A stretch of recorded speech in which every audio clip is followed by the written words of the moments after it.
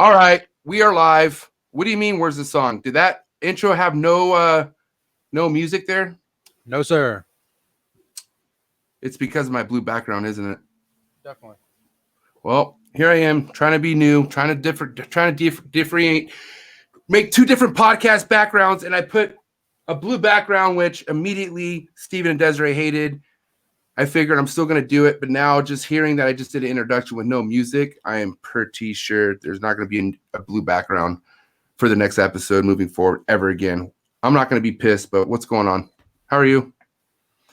How are we sleeping? Good? We're sleeping good? Not enough. Yeah. But yeah, well, what's new? Whatever. That means you're grinding, right? Exactly. Yeah. All right, guys. What's up? Welcome to another episode of Unfiltered Reptiles Podcast. I'm your boy, MJ. And we have Steven and Desiree, of course. You know. Hi. Killing the darn thing. Before we get started, please like, share. Shirts. We're all wearing the different one today. Yeah. Not a marketing scheme because none of these are available anymore. Sorry. I think we have like a tiny bit if you go to www. Small and extra small. Yeah. You'd go to www.coldbloodedcafe.com. If whatever it is that we have left, you go to that website, and then obviously that's what you would check out after you pick up your order for frozen thawed, best, freshest rodents you could get to your doorsteps for $30 flat rate shipping. Even Alaska could come up on these rodents. That is nuts. That is crazy. Is anyone else shipping rodents to Alaska that you know of? Not that I know of. Oh. It's pretty heavy. Shout out to rodents. Shout out to Sim Containers. Clearly, obviously, you got reptile eggs. They should be inside a Sim Containers box. Pure and simple. Steven's doing it. I'm doing it. For all of your emerald clutches. For all. Dang! That wasn't even me this time. The thing is, it makes sense for this episode because we have Tony Nicoli on, and obviously we're going to be talking all about emerald tree boas. Tony just exited out. Tony just heard. I don't even think Tony wants to be a part of this. Right? He's like, "Holy shit! These guys think that emeralds drop clutches. This is nuts." We'll explain it to you in a minute, Tony. And I'm not that stupid. I can't speak for them. Shout out to my local sponsor, Creative Creature Brewery, right here in San Diego. They also do shipping as well. Hit up their website, www.creativecreaturebrewing.com. And if you're ever in San Diego, make sure you go check them out, man. They have some really, really bomb craft beers, designer beers, all that good stuff. But tonight, Tony Nicoli, Desiree, way to knock this one out of the park. Desiree pulled this one for sure, 100%. I can't even, just saying. Desiree, she's killing the game. What's going on with this guest, guys? What's the who could tell us what they know about this guest? I mean, basically a legend of the Corrales world, particularly, emerald tree boas. Tony right now is working with basins, but he has worked with a lot of emerald tree boas, had a lot of success, and had amazing animals over the years. So, this is on the Ed Marino kind of level for emeralds. 100%. Desiree, do you want to have any choice words for our guest we're about to bring on? What is it that you know about Tony Sir Nicoli here? He's a great mentor of ours. We met the first time in Daytona at the Expo a few years back. Talked a lot. He was very interested in our project with the Dark Knight. Unfortunately, he passed, but we were really hopeful on that one. Just excited to talk to him and learn some more. But and he went through some crazy hardships and yes, with his collection, so maybe he'll talk about that. But he's back in the game and super excited. Yep. So without further ado, we have somebody that here we go. All three of us respect. Even Forrest, who's watching this, respects this man very heavily. Mr. Tony Nicoli. How are you, sir? I'm good. How are y'all guys? Y'all guys. You guys. Y'all guys. We all doing perfect. Hey, I did hear music, by the way, on the intro, so it might have come through. Oh. Yes. Perfect. So Steven and Desiree, it doesn't matter what you heard because Tony heard it, and that means Fair enough. Well, MJ, they're sharing a mic, so they probably, they're not privy to what we're privy to over here. So technology is not one of our strong suits here. No, Mine either. Rodents and reptiles. That's all. I'll say what though, Steven, you are getting a lot better with figuring out the whole, tech and stuff like that. You just need to start coaching Desiree, and I'm sure Desiree's. You guys are really, really smart, right? So you put one stick, you know what I mean? Okay. So, man, Tony, welcome to episode 25. 25 has been my baseball number almost throughout my whole baseball career. Not that I really had a solid one, but this is a special episode for a lot of reasons, man. I like the number, but then I also love the fact that you are finally on this episode because you are definitely a name that I've heard only because it was brought up by Forrest. And then it led to Facebook. And then I started, because I do now. Okay. I do realize that I did follow you on Instagram. You're just not as active on Instagram. You're more of a Facebook guy. Is that correct? Pretty much. Yeah.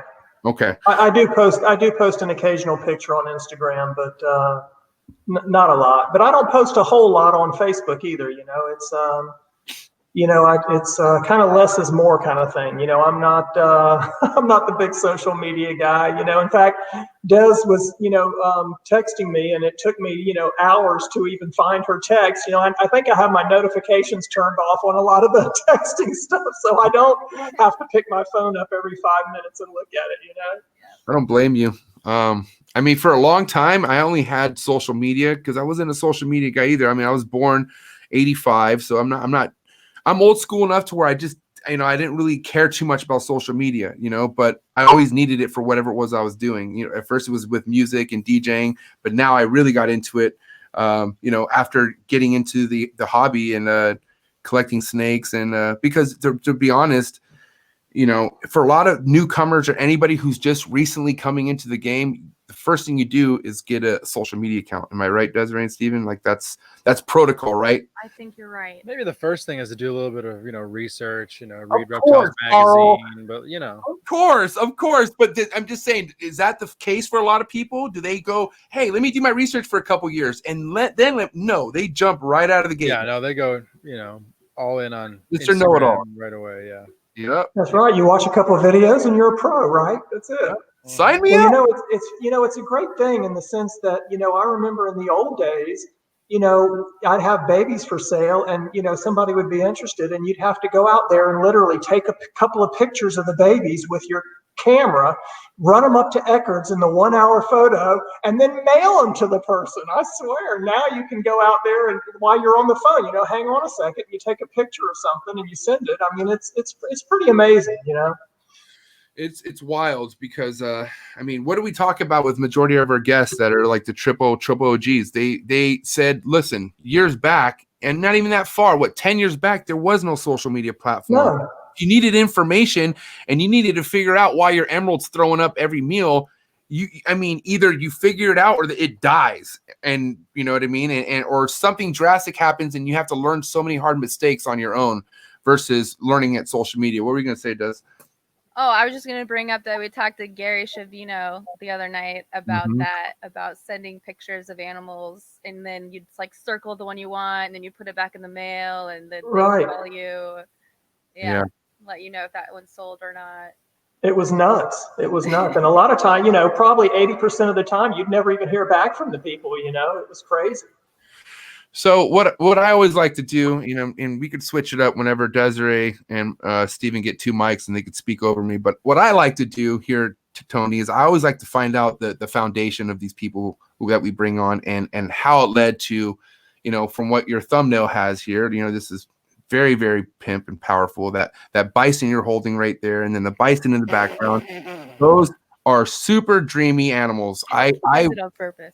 I someday want to get those animals in my possession, and those are animals that you have in your possession, right? So I want to know, how did it lead up to that? How far back does this obsession with snakes go, and all that other good stuff? Well, it started when I was, it's funny, most real hardcore reptile people were born with some kind of interest in it, Yeah. And I can remember my parents telling me when I was 4 years old, they took me to a Ross Allen show. and Silver Springs. And at the end of the show, he asked for a volunteer from the audience. And before they could even grab me, I was out of my seat and running down there. I mean, I might have been a little older than 4, but I don't even remember. That's how long ago it was. And, I was down there, I was the first one down there. And that's kind of when it started. And luckily, I grew up with some woods down at the end of my street. And, my parents were very forgiving of me bringing home animals. They didn't prohibit it, so I would bring home anything that I could catch down there. Right. And of course, when I brought home my first rattlesnake, they put their foot down on that. They made me get rid of that. But that's kind of, it's been going on for, ever since I was a little kid. And then, I kept, corn snakes and king snakes and, things like I said I could catch and go find. And, then I guess through high school and stuff, I kind of got out of it and heard about the first National Reptile Breeders Expo somebody had told me about. So I went down and checked it out. And, I can remember it was funny. I was walking into the show and there was somebody coming out with a couple of deli cups. And they had an albino corn snake. And back then, albino corn snakes had there were no morphs, of course, corn snakes. The albinos had just come out. Oh. And I remember thinking to myself, well, that's it. There's the best 2 snakes are gone of the show. That's it. They got the best, the only 2, And when I walked in there, I couldn't believe, the amount of stuff that was there, all kinds of different speed. It wasn't just a ball python show like it is today in most of the expos, but people were keeping all kinds of stuff. And I realized then that, hey, my favorite snake growing up, I saw in a Time Life book was an emerald tree boa. So I started looking and researching, where can I, and of course, there was no social media, so I couldn't hop on, hey, hook me up with, somebody who's breeding emerald tree boas. Because back then, basically, nobody was breeding. I mean, Gene was around, Bassett, and Trooper, those guys were around. But, I found my first emerald at a place called Hogtown Herps. And it was so weird because Eugene happened to be there. I mean, I didn't know him at the time. And I met him there, actually. And asked him what he thought about the snake. And he said, it's a pretty snake. And, so that was my first emerald. I brought that thing home and I can remember holding it on a branch and watching the thing crawl around and coil up on this branch. And when it did, I mean, I'm just sitting there just amazed. Yeah. And that was it. I was hooked after that. I was hooked. And then when I saw it eat, and how they eat upside down, and let the gravity of the rat, help, swallow it. And you could see, you could see those huge teeth on the bottom, as they slowly work the prey item in. And I was like, man, this is the coolest thing in the world, So I was done at that point, Drop a year. What year was this? Like, give us a ballpark around what year this was. Oh, that was probably around 90. Okay. So to kind of jump up real quick, right? So compared to the animals that you were getting in back in 1990, compare those to the animals that you see that we're receiving now? Or was it like night and day as far as like health wise, or did you have to go through like experiencing overfeeding an emerald and having it, puke it up? Like, you know what I mean? Did that happen? The weirdest thing is when I started keeping northerns, I didn't have any problems with regurgitation or anything like that. It's it was later on when I picked them up. I remember my first few animals. After that animal, in fact, Tom Crutch. I at that point I started meeting some people and getting back into the hobby. I heard about Tom Crutchfield. Called Tom.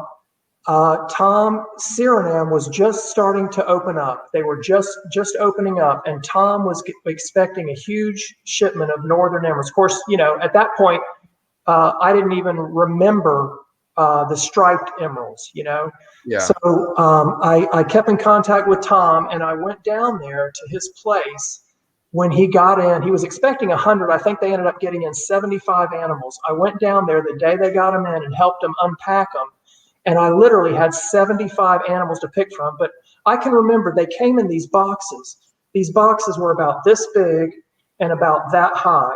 And you'd open this box and there'd be 2 5-foot emeralds in that box. Tell me how you get a 5-foot emerald in a box about 10 by 10 by 5 high. And and that was the first time I ever got seriously nailed by an emerald. But I still got some. But I remember we were hooking them and pulling them out, and we hooked and pulled this one out. And the other one kind of came halfway with it, and it was just, sitting there, and then it kind of coiled back up. So it's just sitting there hovering, right? Yeah. And I'm looking at the animal that's hooked, and I've got my hand out, and this thing just nails me right in the palm of my hand. I mean, so hard that when it pulled back, my hand went with it about a foot. Oof. And my whole arm just bruised up all the way down my forearm and stuff. I mean, and I bled like a stuck pig for about 10 minutes. But after that, you wash your hands with soap and water and you're good, Yeah. Sore for a couple of days. I'll tell you what, those snakes, you're talking about the quality, they were so clean. I couldn't believe it, and beautiful. And I ended up I could have bought 50. I could have bought probably 40 that were just mind-blowing. Now, again, these were northerns. And I ended up bringing home about 3 or 4, and had trouble getting a couple of them to eat. One or two of them ate right away.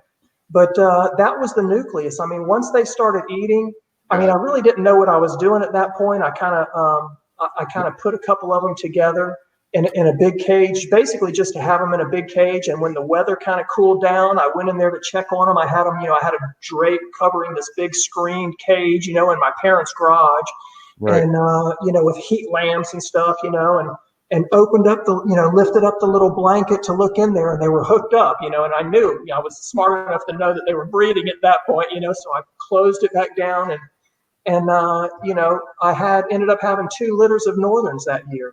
Nice. So it was a crazy beginning to the story, In fact, I think I posted those pictures not too long ago of my first batch of emeralds. It was I had these. And another interesting fact is, at that time, I was keeping them in all kinds of different setups. Like, anybody who gets into the hobby and doesn't really know what they're doing, aquariums with the screened lid, and I built a screen top, and but I had a buddy that had built these little tiny acrylic cages for his geckos. Yeah. And I'm like, man, that is really slick. I mean, I could, I started thinking, because I had researched, and there's no arboreal cages. You couldn't go to Neodesha and buy some arboreal setups, So yeah. I kind of made my own design, and then he helped me put this cage together. I've still got it in my snake room, the exact same cage. And that was, from 30 years ago. And, so that's kind of an interesting story of how, I got started with them. But I've been through the whole regurgitation thing, some animals, that I got in after that fact, I've been through that. We had one of the best reptile vets in the country. Dr. Rossi is right down here basically in my neighborhood. And we went through all the, the treatments and the, hypothesis of what it could possibly be. And nothing ever really had a good outcome. If basically I had come to the realization that if the snake is puking pretty much, and you try, you rule out the worming, you try obviously with the metronidazole and the Panicure, and you try to clean them up, and if they continue to regurgitate, it's game over. Pretty much, game over pretty much, Yeah. And what really hurt was paying. Buying, these Amazon basins, which is another story we'll get into, but, and then having them puke, so, I was spending big money on, the first Amazon basins that were ever literally released here into this country. Wow. And, so I went through that whole process again to try to fix those, which never really panned out, but the guy who was just letting a couple of them go here and there, obviously he was getting rid of the bad ones first, So some things never change. No, exactly. Exactly. But that's an amazing story there too, how I came into the basins, Y'all want to hear that right now? Or? Yeah, sure. 100%. Into that. Okay. Please do. I was going to one of the expos. This was probably about now probably about the third or fourth Daytona Expo. Down at this time, they were still in Orlando. So I was on I-4, and we passed a little tiny zoo, the Central Florida Zoo.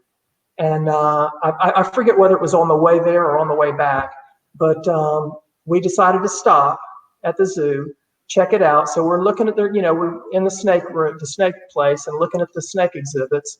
And I saw a keeper there. And now this is 4 years later. So I'd already bred and had my first Northerns, and been keeping them for about 3 or 4 years. And there's a guy in there cleaning cages.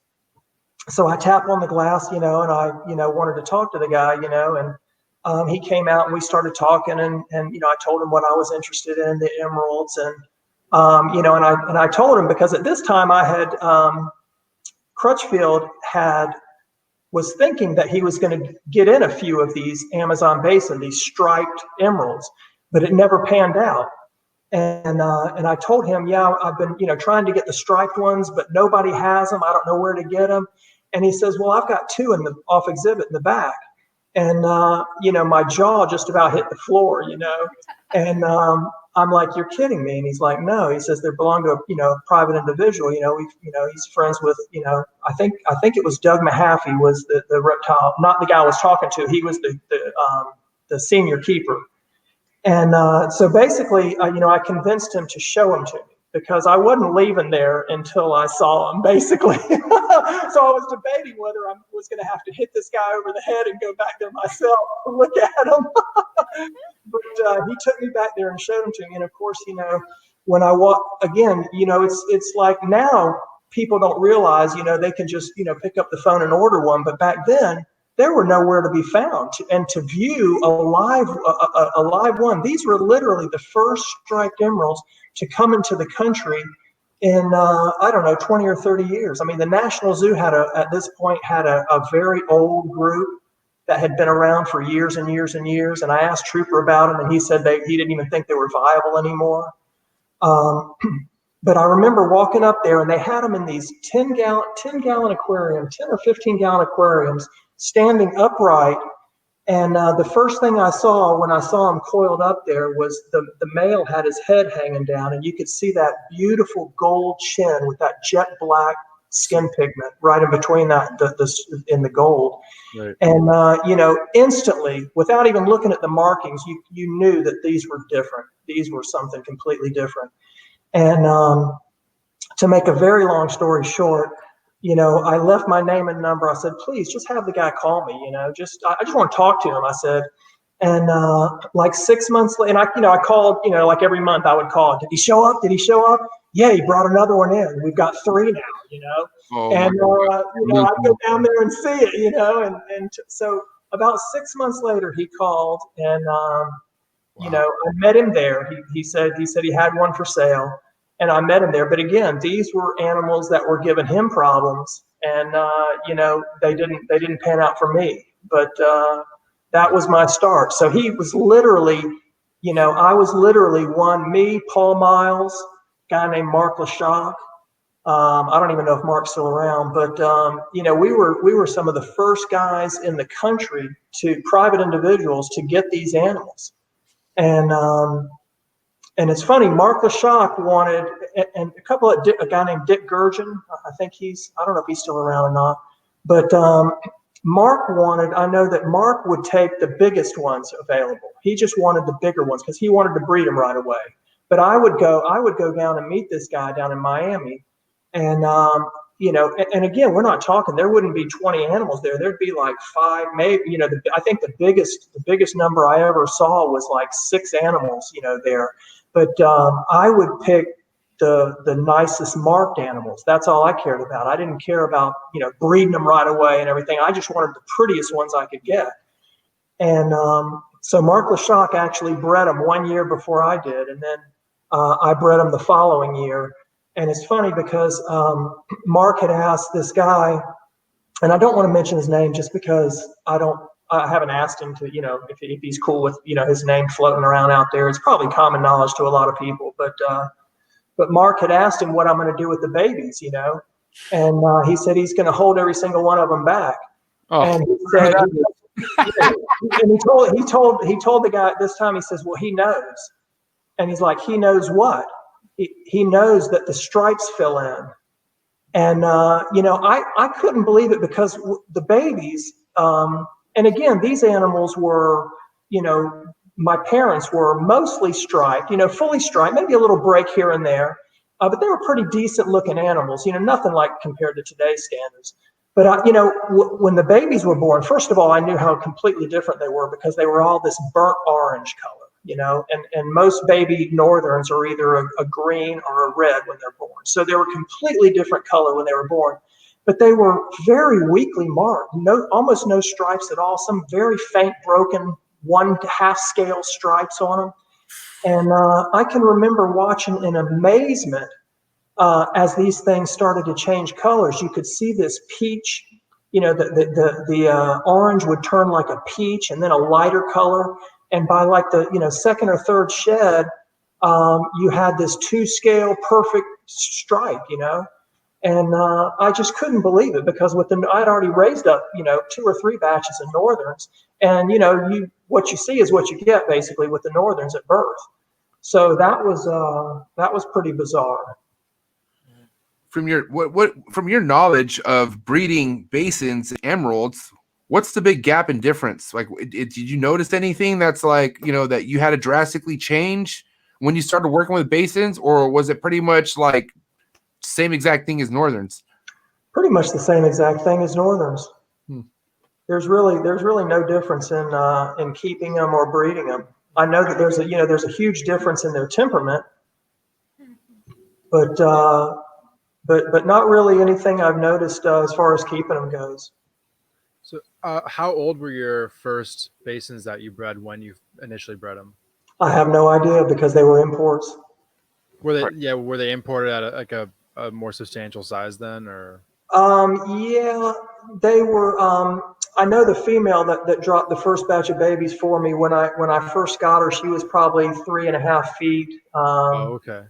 Maybe maybe 2, 3, 4 years old. Mm-hmm. Put on, once she started eating on a regular schedule, she put on some tremendous size, and within that year, she was over 5 feet. Mm-hmm. And there were, on that very first batch of babies, there were 14 babies. And when I told the guy that I got him from that she had, he's like, how many? I'm like, 14. He thought I was lying. He's like, no way. Because he had never, he had a few imports that had come in gravid, and they'd all dropped, maybe, 6, 7 babies, several slugs and stuff, and he thought it took me a long time to convince him I was telling the truth. Wow. So how long after the import did she breed? About like 1.5 2 years, it sounds like? Probably about a year, probably a year or so. Okay. Yeah, she was up to size. I mean, that was mid-90s maybe, that was a long time ago. I really don't remember, Yeah. But to me, I'm surprised that one would, establish that quickly, given how sensitive emeralds are in general. That's awesome though. It's funny because, it's almost like they come in, those bigger ones would come in with those northerns too. I was pulling, right. I bought, at Crutchfield's, my first northerns were adults. They were big, I think there was one probably 3-year-old, because it was really pretty male.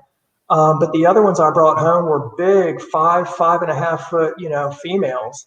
And there was one that I passed up, was a beautiful, like forest green patternless one that was probably pushing 6 feet with just a giant head on her.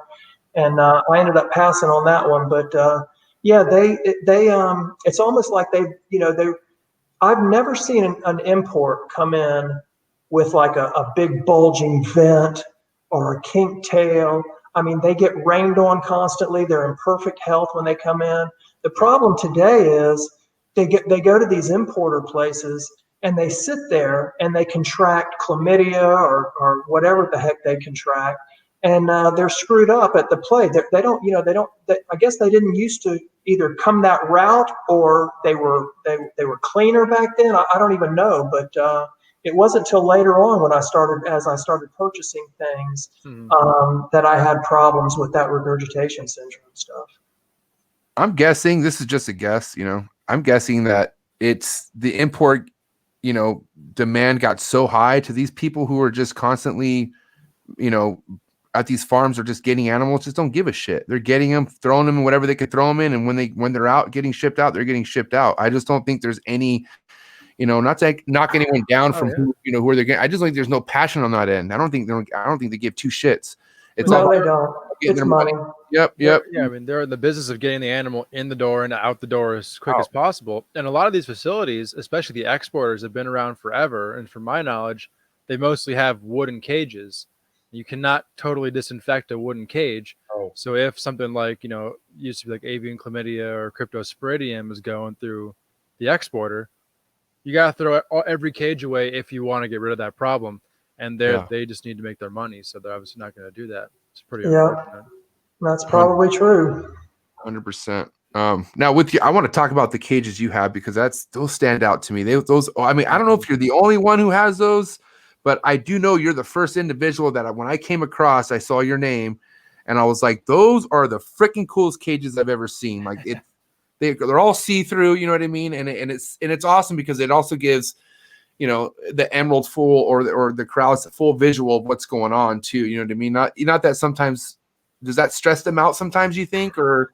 I think actually it's the opposite effect. I think that if they see you and they get used to you moving around the room, it's not like, you walk in front of a cage that only has a glass front and all of a sudden, boom, you're there. And it's like, oh my God, That makes sense. I think that, and again, once you start dealing with captive born animals and you're raising these babies up, that's all they've ever known.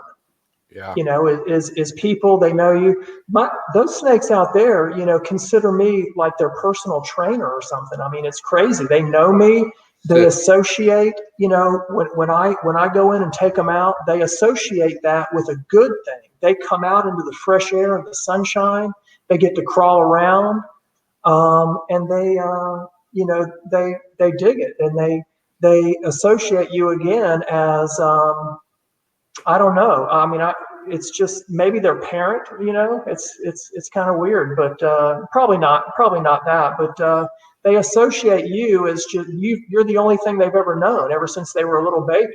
So they just associate you as their caretaker.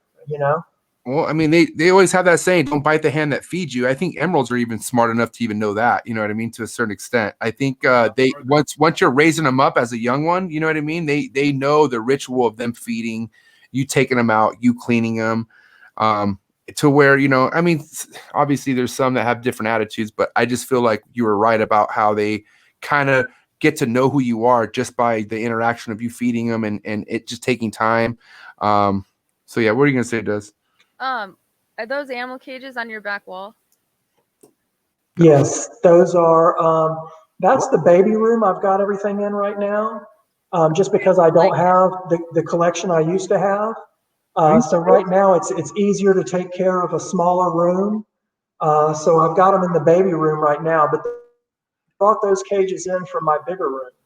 And that's so cool. I love it that it's in the wall like that and in the That's so neat. room. Well, like I said, it was my buddy who had built the first one for his geckos.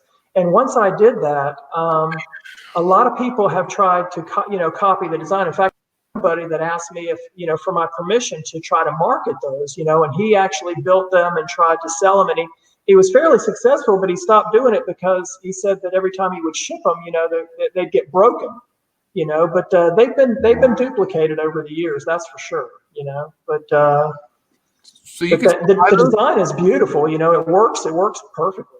You could buy those then? Those are still available? No, he stopped doing that years ago. He tried to do that, but they would break in shipping, most of them, and he'd have to refund the money or something. Yeah, I bet it's probably worth it.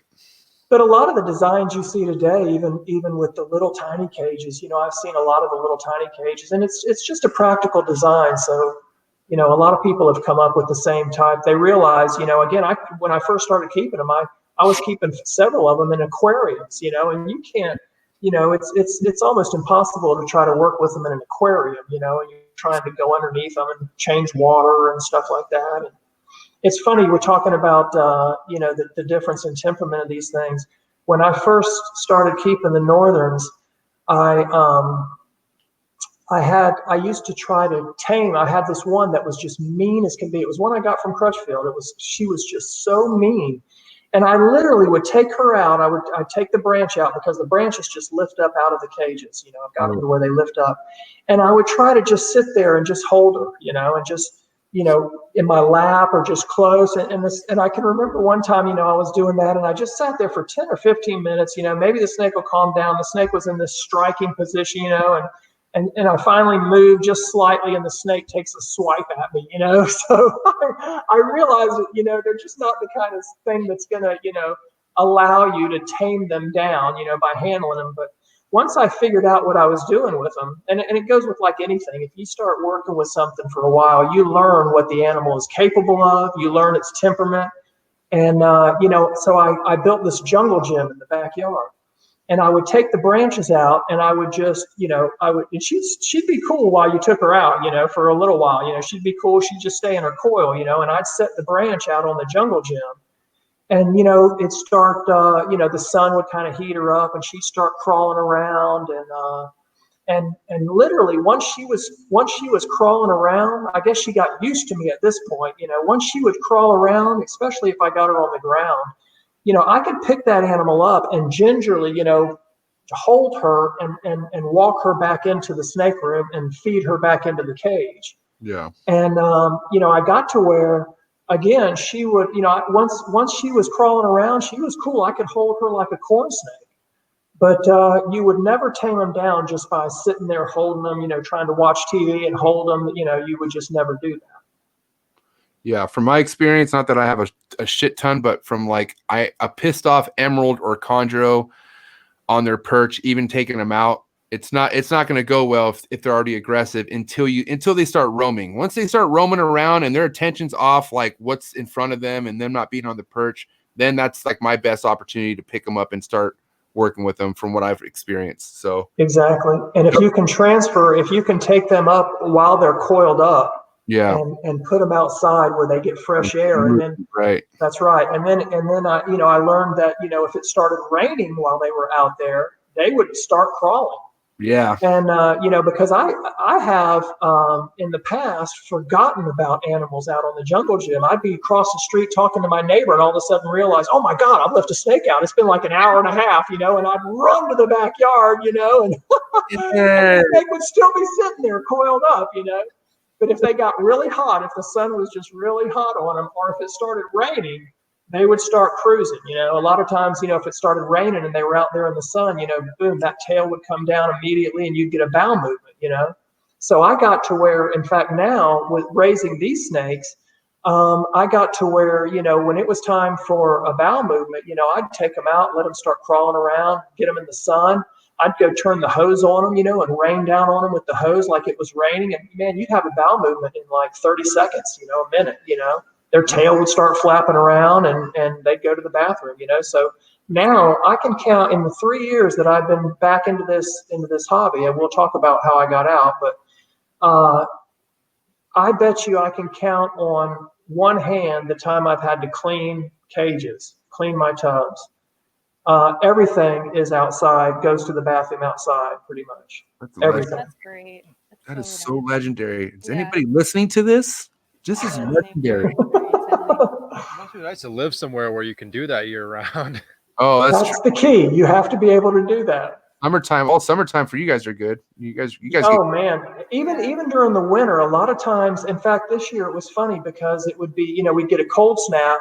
And then maybe, a week and a half later, we'd get a day where it was, 74, 75 degrees and sunny, and then that'd be the day I'd take everything out and exercise it, and then they'd be good for another week or two in the cages if I didn't have to, if I wasn't able to take them out. So I was, even during the winter, there's times where it spikes up hot enough, warm enough to where you can still get them out and still get them exercised and stuff. I'm very because this year it was funny because with this small group of animals that I'm now working with, I've had plenty of time to work with them. So I would literally take these guys out 2 to 3 times, sometimes 4 or 5 times a week. But a low stress environment. I'd grow them up in tubs. So I would take the tub out and I'd set it on the patio in the sun, and I would just sit there and I'd let them just chill for 10, 15 minutes. And most of the time they would start kind of cruising around on their own. And if not, I would start uncoiling them a little bit, and I'd put them up on the lip, and that a lot of times was good enough. And then I'd leave them there and they'd start cruising and checking things out. And if you do that, if once, while I was exercising them, again, I'd get bowel movements from them.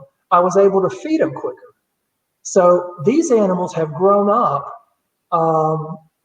really quickly. And I didn't do it. I know a lot of people are out there, oh, he's just trying to breed as quick as he can. I don't even care about that. It wasn't because of that. It's just the way it worked. So, they would, I'd have them out crawling 3 days after a meal. They'd be crawling. And a lot of people, freak out. Oh my God, you feed your animal, you leave it in there for a week and a half. Don't even breathe on it, for a week and a half. It's going to puke on you or something, But if they're used to this their whole lives, I would have them out there crawling sometimes on day 3, and not a lot, and again, no stress environment at all, just slowly, as they crawling around, pick them up, put them down in the grass in the sun, turn the hose on them after a little while, get a bowel movement from them, and then I'd feed them like 7 days later. But the only way you can do that is to exercise them and to run. The only way you can get them up to the sizes that mine are now. Mine aren't even 4 years old now. They'll be 4 in September and October. And I've got an animal that's going to drop babies before she's 4 years old. Do you ultrasound? gnarly. No.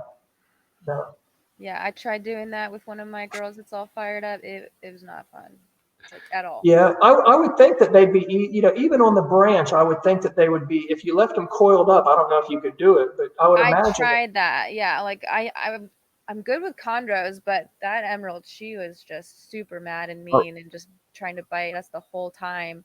Are we talking about the one that's due any day now, like any second? This is a different girl I ultrasound. But I just was wondering if you did and if you had any advice on it, because I usually start with them when they're still coiled on the perch and try to find it that way. But she was not per. Yeah, I mean, as far as breeding goes, I would just, it naturally in Florida, when as the winter approaches, the days get a little bit shorter. I don't do anything dramatic. I'll let the room cool down a little bit more at night. But these animals, and that's a lot of people's problems with emeralds, is they don't keep their animals warm enough. I see a lot of things on the internet, on Facebook, and these people aren't keeping these animals warm enough. I know that in the long time ago, that used to be one of the theories of regurgitation syndrome, is that they were too hot and they would puke. So people were keeping them in the low 80s. They were keeping them in the 70s. I mean, I've heard all kinds of stuff. But these animals have to be mid 80s, mid to upper 80s for a long period of the day.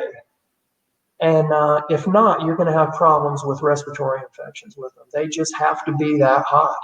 And in Florida, a lot of times, my old place, my snake room would get, it'd be 90, 91 in there. And the snakes would be in loose coils. They'd be a little bit warm, but never regurgitation, never a problem. So that's, if people are listening, that would be my biggest advice to most people, is just, make sure that you're keeping your animals warm enough. Can I ask you a question, Tony? Sure. So in regards to that, I feel like location's everything. I feel like where you've been keeping an animal geographically has a lot to do on how that animal thrives for the long run. So what I mean is, if you had a neonate, right, that you've been keeping in an ambient heating of, like, let's just say 82, no hotter than 84, for its majority of its life, and now it's pushing 2.5 years old, and it's still at those temps, and you don't have any issues with that. What would you consider something like that? Are you still thinking the problem just hasn't came yet, or?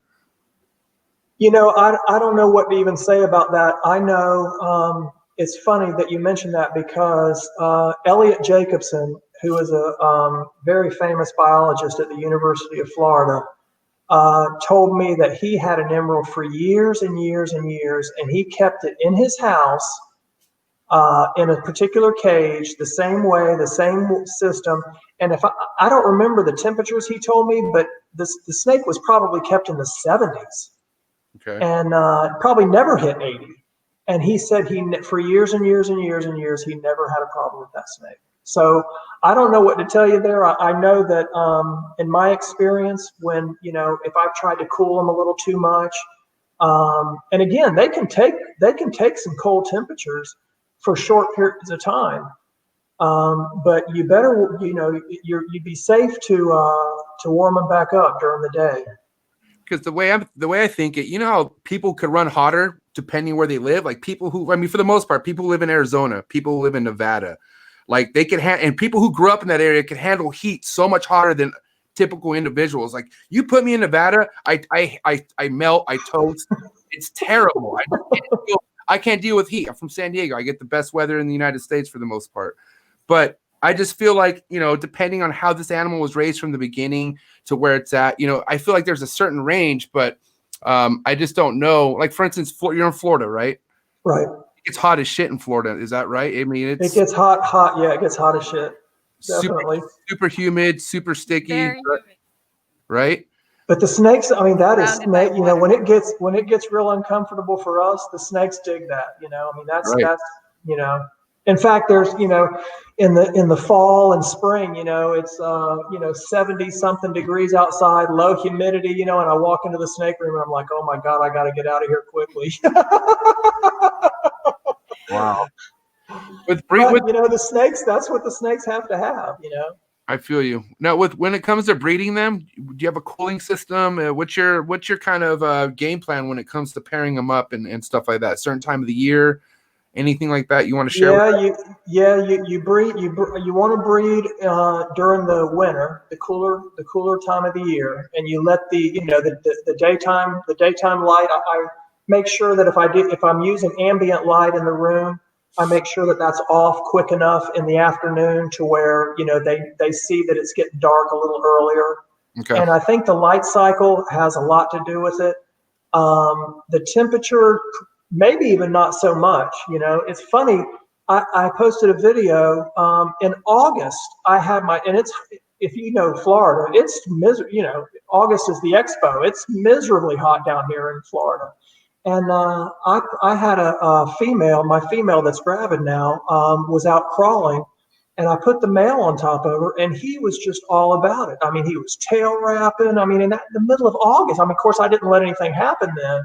Right. But I think, if you can cycle them a little bit, especially at night, if you let the temperatures drop down a little bit more at night for a while. And that's tough for me to do with, if you don't have like some type of exhaust fan or something where you can actually try to get rid of some heat. The room just won't cool that quickly. But I think that's probably not even as big an issue as a lot of people think. Maybe, again, if you're working with a light cycle, maybe that might be a little bit more beneficial. But you definitely want to cool them down a little bit. Try to cool them down. And during the summer, now, during the winter, my room stays probably 85, 87, something between in that range. And in the dead of summer, that'll probably spike up naturally to maybe even the upper 80s during the day. So there's even that slight variance, just a tiny variance in the heat during the summer as opposed to the winter. And that seems to be all you need for the emeralds. Now with the straight, I'll let you in one more. I got one more question, Steven. Sorry. With the some people straight bake, right? I know this is like I'm talking about eggs, but even with emeralds, with people who just keep one temp the entire time, is that recommended, or do you feel like there should be some sort of like cooling, heating, and then keep it heating at a certain point? Well, I mean, Once what they're is, gravid? once they're gravid. Yeah, once they're gravid. Exactly. Oh, once they're gravid. Yeah, once they're gravid. Um, You see that there's stuff moving, they're blown up. You know what I mean? You know that there's obviously, something going on. not Reproductively. gravid. I was gonna say gravid. Anyways, Yeah, I don't really. I think that I certainly wouldn't cool them down a lot, like a gravid female. I certainly wouldn't cool her down a lot, but it's not going to hurt. Again, you want them. You want her probably in the upper 80s, and maybe a basking site in the low 90s. mm-hmm. Like I just put a little 25 watt bulb on top of her cage. Uh-huh. And after about the second day, she was moving away from that light, going down to the bottom branch. And I know that little 25 watt bulb isn't raising the temperature in that cage much at all. But even that little bit of extra heat, she wasn't. Now I've noticed the last several days she's been staying up top and staying up underneath it. But so I really don't have, where I used to live, I would provide them. Again, I didn't have, everything on a thermostat to where I knew that during the day they were 91 degrees. The female was 91 degrees for, 10 hours a day. But, it just, it certainly wouldn't hurt to give them a basking site, in the low 90s. Go ahead, Stephen. I know you had a question, but so you talked about, light cycling, heat cycling. Do you do food cycling at all with your adults? No. Okay. No. So then what's your feeding regimen for your adult basins? Basically I feed the males a little bit less. I feed the males, maybe once every 20 to 30 days. And, as I was growing them up, I would feed the females about every, again, 10 days or so, 10, 12 days, they would get a meal. But that, again, was only because I was cycling, their metabolism was up, and I was cycling the food through them with these bowel movements. If you're keeping a large group of animals and you're keeping them and you're not exercising them, you can't do that. You have to let them get hungry and start moving around, which is going to stimulate them eventually to go to the bathroom. And you can't do what I've done. There's just no way you can't. And this was the first year that I've ever even tried to breed a 3-year-old female, and the first time I've ever had a 3-year-old male breed for me. I've tried plenty of times in the past, to see if a male would go at 3, and I've never had luck with it. But this year, the female and the male both bred. And something's going to happen. I'll either get slugs or I'll get babies, but something's due in early July, so I'm pretty stoked about that. It'll be my first batch of babies in quite a while. So wow. It's either life or death at the end of the day. That's right. Something's going to happen. Oh boy. So with like an adult female that you're not trying to grow up anymore, are you feeding like monthly? What do you do with those? You're right, because these guys now are coming up on 4 years old, and they're monsters. I mean, they're huge, but they're not fat at all. They're just probably the most impressive physical specimens I've ever kept. Because again, I work them out 3 times a week or so, and but now you're right. I'm not feeding them every 7 days or 10 days. I'm feeding them. I'll probably feed the females maybe once every 15 days, something like that, once every couple of weeks. But it's a decent size, and I see too people. I saw a guy on Facebook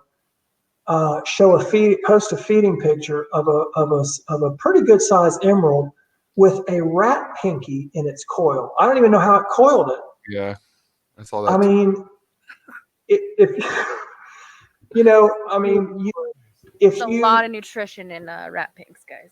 And I'll tell you something else. I've seen people ruin perfectly good babies by not feeding them appropriate sized meals for too long. If they go 6 months or 8 months with tic tac feeding, is what people used to call it, And the particular individual I'm thinking about, again, this was 20-something years ago. He had dealt with a lot of imports and had problems with regurgitation. So when he would get babies, he would just feed them mouse pinkies. I start baby emeralds on crawlers. Mouse crawlers is the perfect thing to start baby emeralds on. Big, fat little crawlers, not hoppers. You don't want anything to be able to jump on top of them and freak them out. But you can't put a fuzzy in there because the fuzzy won't crawl around. You have to have a little mouse that's going to crawl around the bottom and not jump. Right. And that is the key to feeding baby emeralds right there. Somebody else might want to take a note of that because that's the key. I'm saying anybody, all four of you guys listening out there, aside from these people, take a note, because if you ever wanted to know, that's the perfect way to feed them. But you can. I saw this beautiful. It was when they were first coming in. Again, this guy got in a gravid animal, female, and it dropped some absolutely stunning babies. And I did my best for him to try to sell me one or whatever, and he wouldn't do it. But he fed them pinkies, and after a while, they couldn't even take, because I ended up getting one of those animals like a year later. And of course, when I fed it even a small meal for its size, it puked it up. I think their stomachs lose the ability to if their stomachs never get stretched out, they lose the ability to stretch out. They can't, once they've grown a certain, and the stomach has never expanded and contracted, they lose the ability to even accept a normal small size food item. And I can't tell you the number of times that I've seen people ruin animals by not feeding them properly. And I'm telling you, that's how I learned that's why I have 4 beautiful dead emeralds in my freezer right now. Was learning that a healthy emerald can take a slightly larger meal than it's normally taking. Like you're not really putting a healthy emerald at risk. If the meal's slightly bigger than it's normally taking, because anytime I had a emerald that I thought that it was all thriving and good, and I accidentally bumped up its meal and it just puked it out, I didn't know that, and these are snakes that just never got back. We were talking about earlier, snakes that start throwing up, and no matter what you do treatment wise, they can't hold it down. And I unfortunately learned with my first couple of emeralds that I was acquiring that happened to be imported, they just weren't working for me, just because I would try to get their meals up, as they were kind of growing. And I just thought in my head, oh shoot, man, you got to keep it at one size, or, or you're going to kill them. And I remember what happened, Steven, earlier, or not too long ago, I overfed, or I fed a United States captive born neonate a way bigger meal. It went from a mouse hopper to a wrap crawler, basically. Mm-hmm. And it got bigger, and I hit Steven up, and I was like, dude, I fucking killed my prized possession neonate. And it's more of a juvenile. It's not, it's still neonate, but it's about 1.5 years. And Steven's like, well, this is a good test to see if that emerald's healthy. I was like, that's it. Did it hold it down? Fuck yeah, hold it like a champ. It was like. Well, let me tell you. Let me scare you a little bit here. Yeah. I had on one of my northern batches, I had the pick of the litter. This animal was, the biggest baby out of the bunch. I think it was a male. I don't remember now, but I fed it, and I had a leftover meal. I had a leftover rat hopper from that I was going to feed one of its siblings to. And I went ahead, I didn't check the card, and I went ahead and fed this snake again, like 3 days later, three days later. Well, not even a second meal right away. I didn't remember that this snake had just eaten, and I was like stupid. I didn't check the feed card. So like 3 days later, I fed this snake another meal, normal size meal. Yep. And it puked him up because it was way too big. That snake never recovered. That snake puked from then on.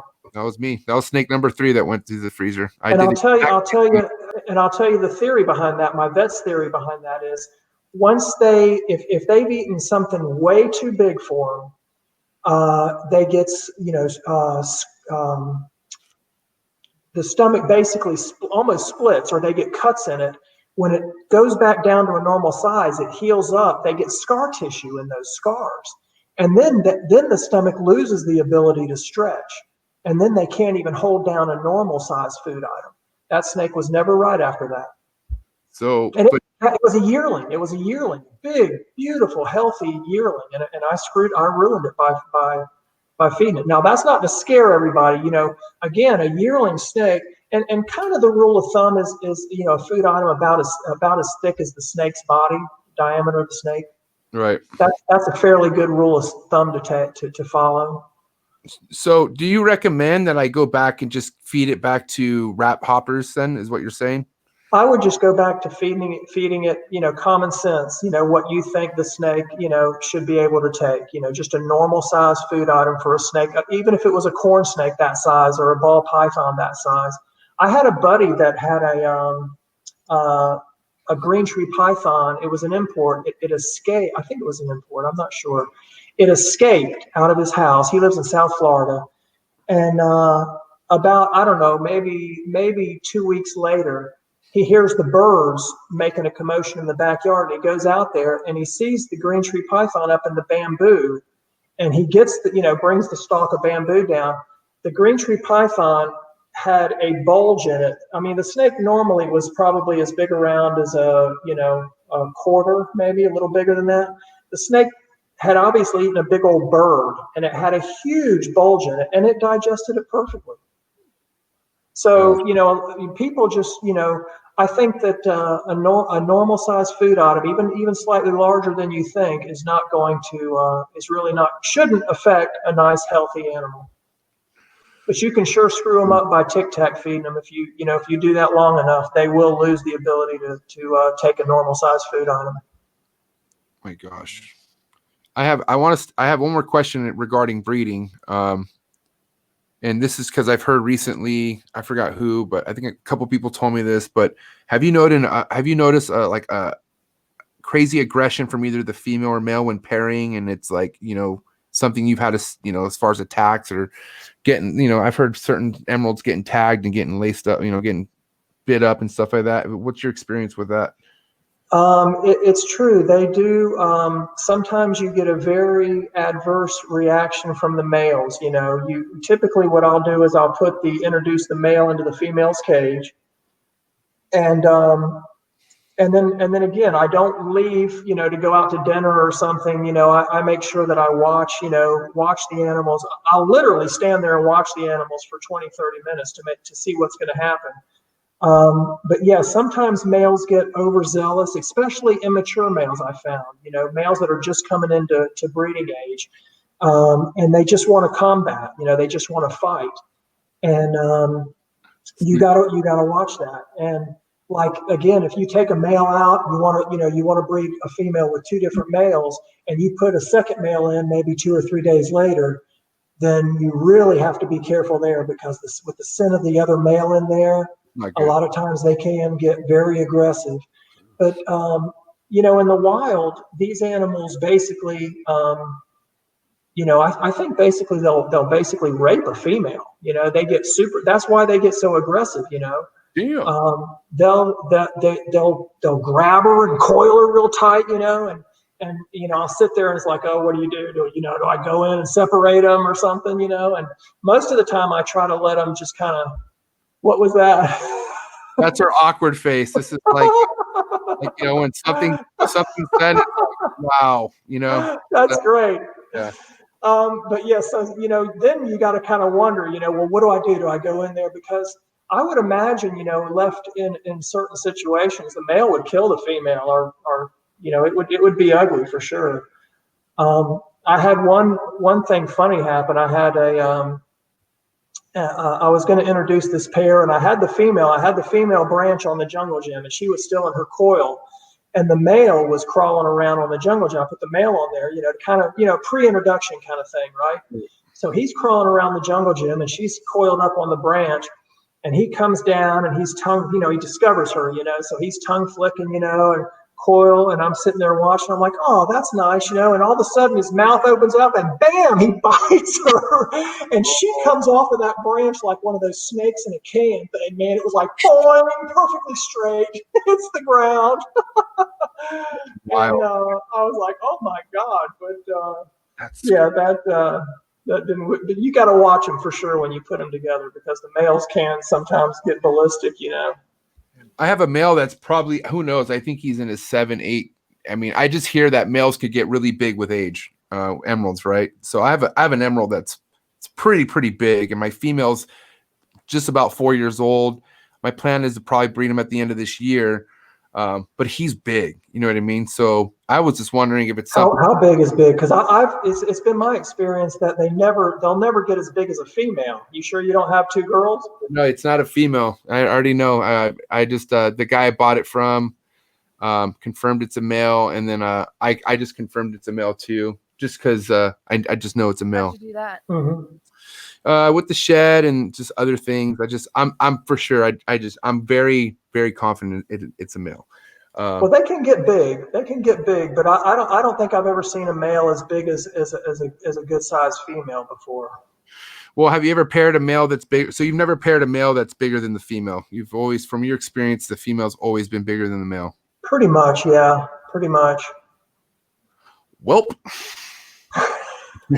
Now, that's not to say, Got again, squirrels on your hands. if you have a big male and a smaller female, I mean, obviously the female has to be big enough for you to, want to breed her. You're not going to breed a, 3-foot female. Here, let me show you. I mean, you can't really. I mean, he's right here, but I don't want to pull him out. But that's the male right there. Mm-hmm. And he's big. Like I said, when I first got him, I was for sure convinced it's a female, and I told the guy 100, over and over again, and we went back and forth, and I did things to confirm that I feel like it's a male. So it's funny, when you're raising these snakes, and you can feed siblings the exact same size food item, and within about 2 years, you can start to tell the difference between the males and the females. The females will outpace the males. They will grow bigger. Their heads get a little bit bigger. Males' heads are shaped maybe a little bit differently. And that's another thing I was going to say too, Tony. I don't mean to cut you off, but his head is not as alien and puffy as a female's head. And he's good size. He eats regularly, but he just does not have that female head. It's a small, more. It's super lean. It's a lean head, and he's just a really good sized snake that he's been on a good, he's been in good care for the last, I guess, guy had him for like 6 years. But I don't know. Yeah, that's it. Sorry. Well, that's a beautiful snake, by the way. That's a nice looking snake. Thanks, man. Wasn't doing it just to floss or anything. I'm just no, but I appreciate it. I had to ask on that because this will be my first year attempting to pair emeralds and whatnot. I know these guys are waiting any second now for their female to drop. Do you have any questions regarding that? Speaking of which, what do you typically see as gestation time from pre-lay shed until she gives birth? Closer. Well, I found that in my experience, northerns would drop about 100, maybe late 120 days to 138 days, something like that, after the POS, post-ovulation sheds. The basins tend to be a little bit longer than that. Typically my basins would go upper 130s, low 140s, occasionally into the 150s. But, in my case, you start hitting day 155, and you got to start wondering, what's going to happen. It might not be good. In fact, I saw a post last year, I think it was. Somebody had posted that their snake dropped babies at day like 197 or something, 190, and I told the guy, I commented on that. I said, if you would have told me your snake was at day 190 after POS, I would have given you zero chances of having babies. And he had a normal litter, I guess. It was a fairly healthy litter. But I just couldn't believe that. I've never had him go that long. I don't know if his temperatures were, maybe way cooler in the beginning, and it just took the snake that much longer to gestate. But it's been my experience that the northerns are going to go in 120 to 138, something like that. The basins, upper 130s to mid 140s, is a real good range. Again, keeping them at a basking site of, around 90 degrees. Oh, so we're probably looking at a litter here in the next week or two. Then, if that's we should probably bump her. Her spot's about 87 right now. You'd probably recommend getting that about at 90. I'd give her a little hotter basking site for sure. Okay. Yeah, boy, that's gonna be exciting. Do you always see bowel movements right before? Typically, yeah, you'll get like the water break. I guess I always called it, the water breaks, and then typically you'll get babies either that night or the next day. Maybe I've had them go 2 or even 3 days after that, and you can usually tell because it's kind of a weird smell to it. There's like a smell to it. The urates and everything have a kind of a golden color to them. It's definitely you smell some amniotic fluid, or you smell something that'll give you a clue that, hey, this she's getting close, and that's I remember one year it was just luck, but we caught like 5 out of the 6 deliveries in 1 year on video. Damn. So awesome. It was unbelievable. I mean, just a stroke of luck. But you know when to start really paying close attention. When you get to day 140 or something, I might go out and check on them, a couple times a night, just to try to catch that. Just so I can understand, that's post ovulation, right? So as soon as they ovulate, that's when the day starts counting, right? They don't shed. When they shed after the ovulation. Typically you'll get a shed about 23 to 28 days after peak ovulation, that peak swelling. You'll get that shed within a month. And that's when I start, obviously write that down, and that's when I start counting the days after that. So from pairing them up and visually seeing them lock up, how long till they ovulate? Well, it's funny. Sometimes it takes a while. With this female this year, again, it was everything. Everything is completely different this year with this female. It's a young female. They're in the peak. They're in super good health. She actually ovulated it was crazy. I had the male in there. He bred her like 4 times over the course of, maybe 2 or 3 weeks. I think we even went through a shed, and then she ovulates like immediately. Typically I wouldn't get ovulation until, and I have to look at the cards, but typically I wouldn't get ovulation until like, I'm trying to think, maybe March, something like that. And get babies around August. August was my time to get babies. Typically, most of my litters were born around August, July, August, September. And this female ovulated almost immediately, and it's just blowing me away because everything's so different this year. this is something that I again, it wasn't that I was like trying to be the first one to do this or anything. This is just all an experiment to me. It's I don't know that anybody has ever bred a 3-year-old female and had live babies come out of it. Mm-hmm.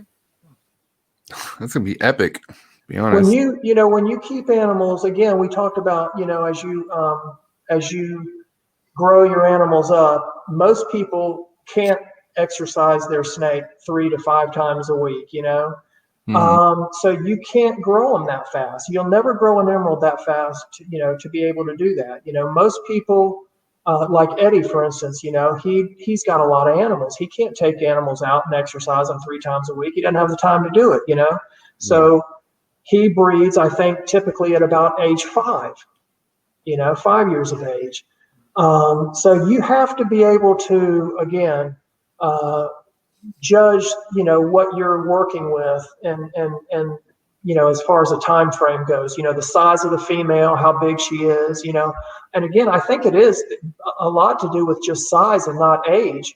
I don't think this snake would have ovulated if she wasn't big enough to have babies. So I'm expecting babies. If we get infertile eggs, now we may get infertile eggs because the male's 3 years old and he might not be viable at 3 years old, but I think if he's breeding, if he's has the urge to breed, he's going to be viable.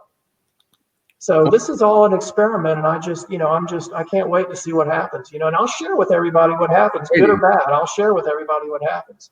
You gonna share it on Instagram and Facebook? Just for you, MJ. Instagram. All right. Instagram could use some heat from Tony Nicoli. I'm telling you that right now. Okay.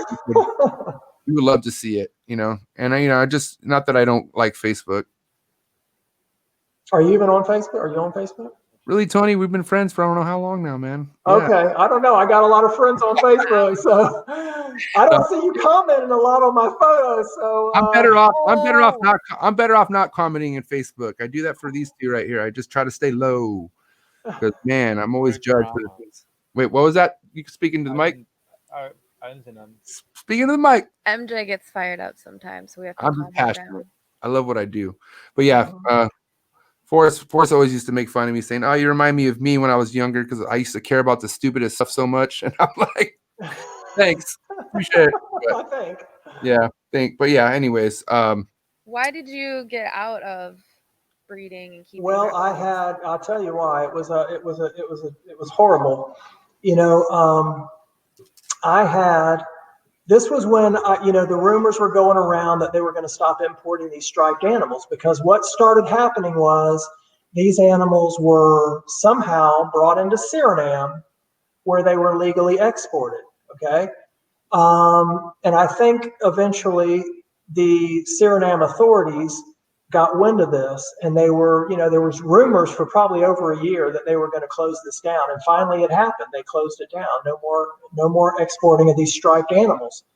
And so before that happened, I was working with a friend of mine. He would, find animals that had come in, that had been imported, and he'd be down there because he lives in South Florida. So he'd be down there first thing, checking with people, and he has a kabillion contacts all over the place. So he'd end up with, some really nice animals. And of course, I was smart enough at this point to quarantine everything. But because it's funny, because every year at the expo, I would have people come up to, if I was displaying animals, I would have people come up to me and tell me how they lost their whole collection. Yeah. And so I was smart enough. I knew to quarantine. But I had something happen. I had something that got through the quarantine process, and it was the first thing. The first thing, I lost a big, beautiful female of mine. And I took her down to my vet, and I said, "Why did this snake die? It's worth, if you got a collection and you lose a beautiful specimen animal like that, it's worth your while to figure out, spend $200 and figure out what the heck's going on, So he's like, the vet's like, "Oh, good news. It was lymphoma, It's not contagious, I'm like, "Oh, okay, good news, So then maybe a couple months later, I had another female die, or another animal die, "Oh, it's lymphoma, no big deal. It's not contagious, And after about the third or fourth one, I knew something was going on, And so I actually started taking my animals to the University of Florida, and that's where I met Elliot Jacobson, who was over their microbiology department. And I had the best microbiologists in the country working on this, trying to figure what's going on with this thing. And they came to the realization that it was a viral form of lymphoma. Oh, wow. And and they were super interested in it. They wanted to study it, but they said, Elliot said it took them 20 years. You remember way back when IBD, inclusion body disease, was going on with the boas? I've heard of it. People, like Pete Call and stuff, had to put their whole collections down because they had IBD. And it was kind of like nidovirus today, I guess, with the green tree pythons, right? Yeah. And they were super interested in studying this because it was only the second form of viral cancer, other than feline leukemia is the only other viral form of cancer they know about. So they were super interested. But Elliot told me that it took them 20 years of gathering data to get funding to study IBD. And he said, if you wanted to spend $40,000 a year and fund a grad student, they would put him on it for me. But half of my collection was gone at this point, and so I ended up, putting everything down. I had to put the whole collection down because I couldn't tell. Elliot actually came out to my house one time, and we drew blood from like 30 animals. And him and another microbiologist, Brian Stacy, tried to figure out, if we could figure out which animals had this thing, basically. And they weren't able to do that in a fairly quick setting. So I ended up having to put the whole collection down, and I was so devastated at that point, as you can imagine. At that point, not to brag or anything, but that was the nicest collection of emerald tree boas in the world at that time. And to have to put that down was just heartbreaking. I didn't want a thing to do with emeralds after that. So I took a long break from them. And goofed around as MJ was talking before the show. Goofed around with ball pythons for a little while, which is a great pet snake, but I just did not want to try to breed ball pythons. And so, I just enough time had passed where I decided I was really ready to get back into it, and so, I picked up a lot of my old bloodlines from Eddie, and because I had been selling Eddie, my nicest stuff for years, and so Eddie, by the time I'm picking up stuff back from Eddie, I'm back in it, maybe even a higher quality level than when I got out.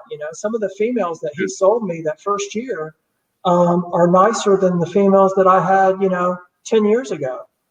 So I'm really stoked and just happy to be back in it. I miss them.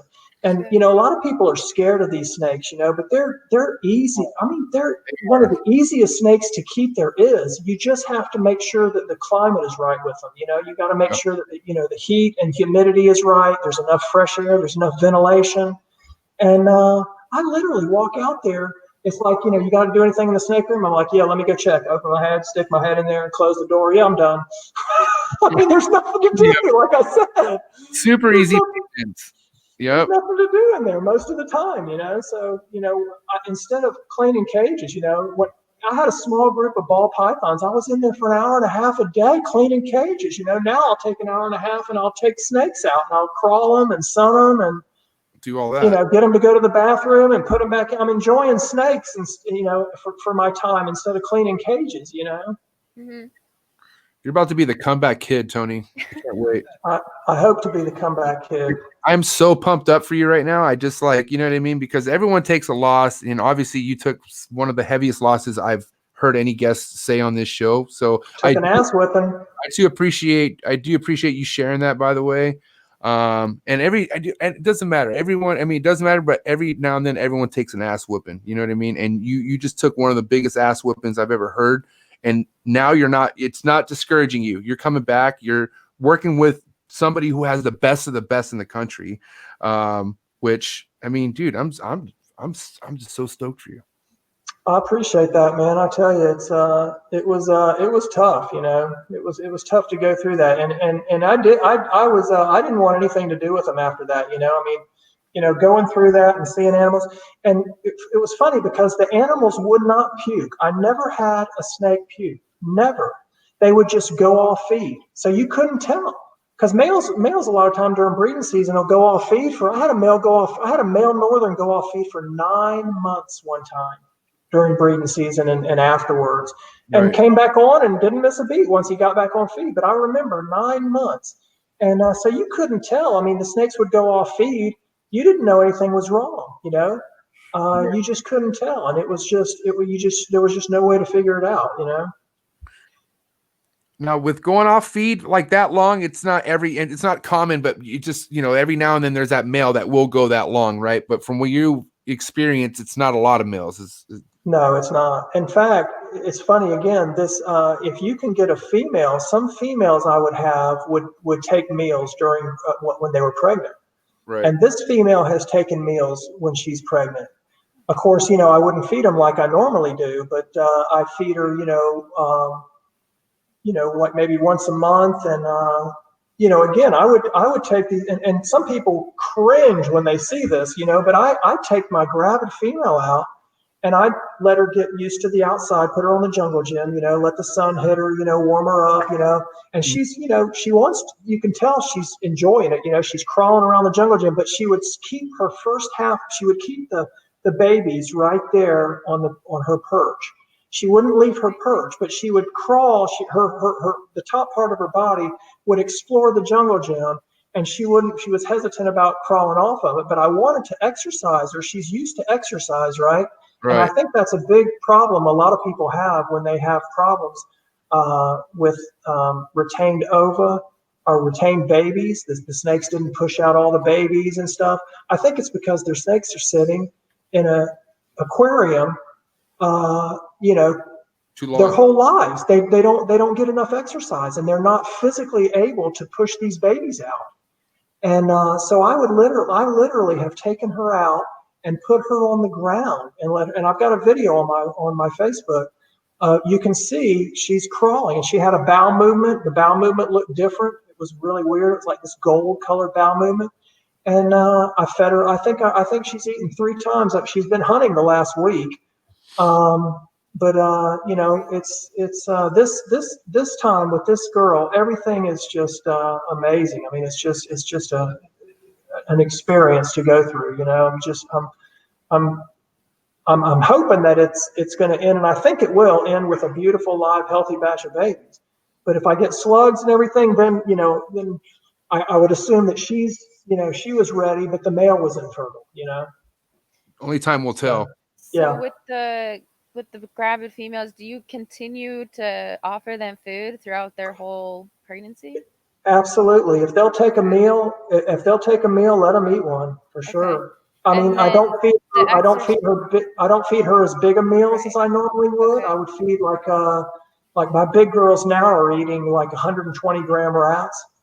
And that's not even putting really a bulge in them. But I would offer her like 100 gram rat, How often? Again, maybe once a month or something. I mean, if it's amazing the difference in, and I'll show pictures of her after she drops, whatever she's going to drop. But it's going to be amazing the difference when I've had snakes that wouldn't eat. Most snakes won't eat when they're gravid. Right. They'll just, especially animals in my past collection that were imports. They're, instinctively they're not. They know maybe don't eat. Don't eat when you're gravid because you risk injury with the prey item. Maybe kicking them or something. Or biting them, so they probably just chill out, and they've got enough body weight, and they probably are depleted too. But it's amazing the difference when a snake that'll eat will take a meal or two, even 1 or 2 meals during the gestation. How much better they look when they drop their babies. And then, would you recommend like exercising ours right now, even if it's not used to doing that? Like, no, I don't think I would. If she's not used to doing that, I don't think I would do that. But mine, they grew up. She knows that her whole life. Yeah. Tony, what about just in general? They're not gravid at all, but just exercising your emerald, slowly. Do you not recommend that at all? Or if they No, I do recommend that if you can get not gravid, but if you can get your animals exercise. I mean, it's just like people. If you if you exercise a little bit, you're going to be more healthy than if you don't. And you'll be less depressed too. That's right. There's the suicide rate on my animals that exercise is much less than the. According to Ed Marino, he had some emeralds drowning themselves. I wonder what the hell that was all about. But I heard there's. I had one almost drowned. This is real. I put it in a. I wanted to soak it. I can't remember whether it was in shed or had a bad shed, or I just wanted to get a bowel. Maybe I just wanted to get a bowel movement from it, and I put it in a tub of water, and I only had about an inch of water in it. And this was a snake that was probably 3.5 foot. And, so I put it in there with about an inch of water. And I came back about, 40 minutes later, and the snake is in the water lifeless. And I'm like, you got to be kidding me. So I grab the snake, I pull it up out of the snake, and water's it's just hanging like a U, and water's drooling out of its mouth. And I'm like, oh, you just drowned your snake. How did you do that? Why did you do that? And, the snake, I couldn't believe it. And I don't remember the exact details. This was a long time ago, but the snake ended up recovering. I mean, it was that close to death, though. I mean, it was, when I picked it up, I thought it was dead. And I hung it, I put it in its cage, and I put its mouth up, maybe its head right, like just over the branch, and just kind of left it there because I saw just little signs of movement in it, and the snake actually recovered. But I mean, I was that close from drowning my snake in an inch of water. Yes. So they're not the smartest snakes in the world. Be careful if you ever go to soak your snake. Yeah, Forrest always said that. He's like, don't ever soak baby emeralds or like Put water. If you do, something you about can't. them. What I would do with the babies, after that, you learn, you live and you learn. That's where experience comes in. I would put the babies, I would take the jungle gym out, and I would put the babies in. Of course, I've learned now that you don't need to do that, but I would put the babies in a much smaller amount of water, and I'd put some paper towels in there to where they literally have to try to drown themselves. Yeah. Jeez. That is But crazy. knowing what I know now, if you can get them out and crawl them a little bit, and then start spritzing them with the hose or spritzing them with a spray bottle, and you'll get a bowel movement from them. Yeah, that's I learned from Ed Marino as far as like helping them. Like if you have any kind of neonate or any kind of snake that's having issues with bowel movements or not really on the schedule they should be, increasing the humidity helps them a lot. But now that I'm thinking about talking to you, that exercising is gonna, like, that's really what it comes down to, is stretching them out and getting them moving or ensuring Absolutely. they're moving. Yeah, I mean, I think that's probably one of the hugest keys that you dropped in this episode, as far as getting emeralds sustained to a level where they're constantly like you said, it's amazing. You can count on one hand how many times you picked up emerald shit out of a enclosure. It's all Right. out. That's because A, you're knowing your animal, and B, they know, all right, this is my time. It's like letting a dog out almost. It's like, all right, this is your time to do what you got to do. Right. So I think that's a really, really cool tool to use with these animals. Probably with chondros too, you would think, right? I would think so. I used to do. Now the green trees, I wouldn't get bowel movements as easily as emeralds are easy. Yeah. I mean, if you have an emerald, and again, when you're just starting out with babies, you want to feed one time and get a bowel movement. You don't want to feed 2 times and 3 times, and you end up with this huge vent that looks like it's about to explode. I've never seen an import come in that hasn't been perfectly tapered through the tail. Right. And that's because they get rained on constantly, and they're exercising a little bit. It might not even be a lot, but they're getting that rained on, and that stimulates the bowel movements. The green trees are a lot harder to do that. In fact, I don't really remember that was a very good technique to use to get bowel movements for my green trees. You kind of have to go with the less is more feedings with them, and just kind of wait a little bit longer, to grow them up. But the emeralds are like clockwork. I mean, every single one of them, if you know what you're doing, and again, as the emeralds grow, at first, maybe the first year, you feed that one meal, and then you make sure you get a bowel movement before you feed again. As they get a little bit bigger, you can give them a second meal. I would give them a second meal before a bowel movement. I don't like to feed a third meal at all, even as they're this big. I don't like to feed a third meal. But a lot of times it's tough. Like I'll feed them, and 10 days later I'm crawling them outside and I'm raining on them a little bit, and I'm not getting a bowel movement from them because they just don't really need to go that bad. They've only had one meal, so I'll feed them a second meal. And then again, if I'm crawling them 10 days after that second meal, I'm 100% going to get a bowel movement.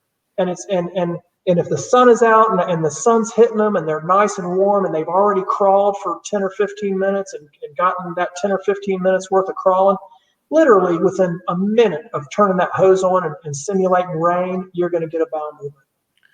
I know what I'm doing later today.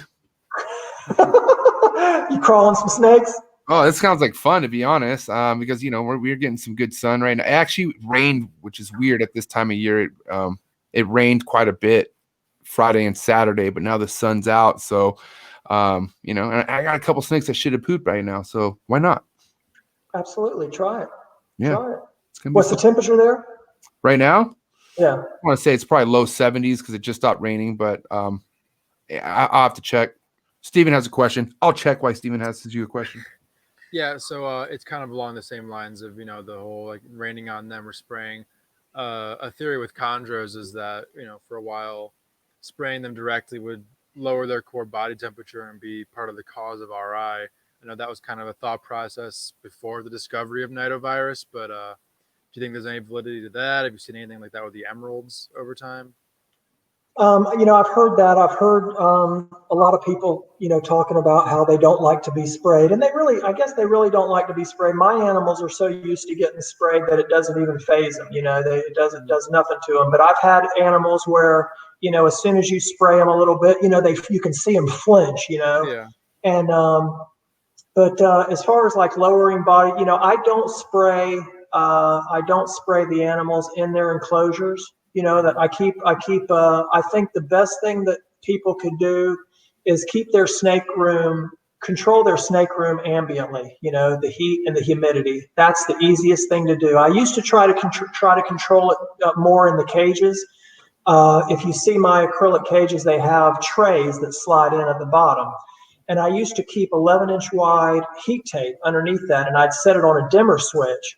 And I would, and so I'd get evaporation in there, but now I just run a humidifier in the room. The room is so sealed up, I just run a humidifier in the room. If it's a much bigger room, you might need to run 2 humidifiers. I don't know, but it's much easier to do it that way.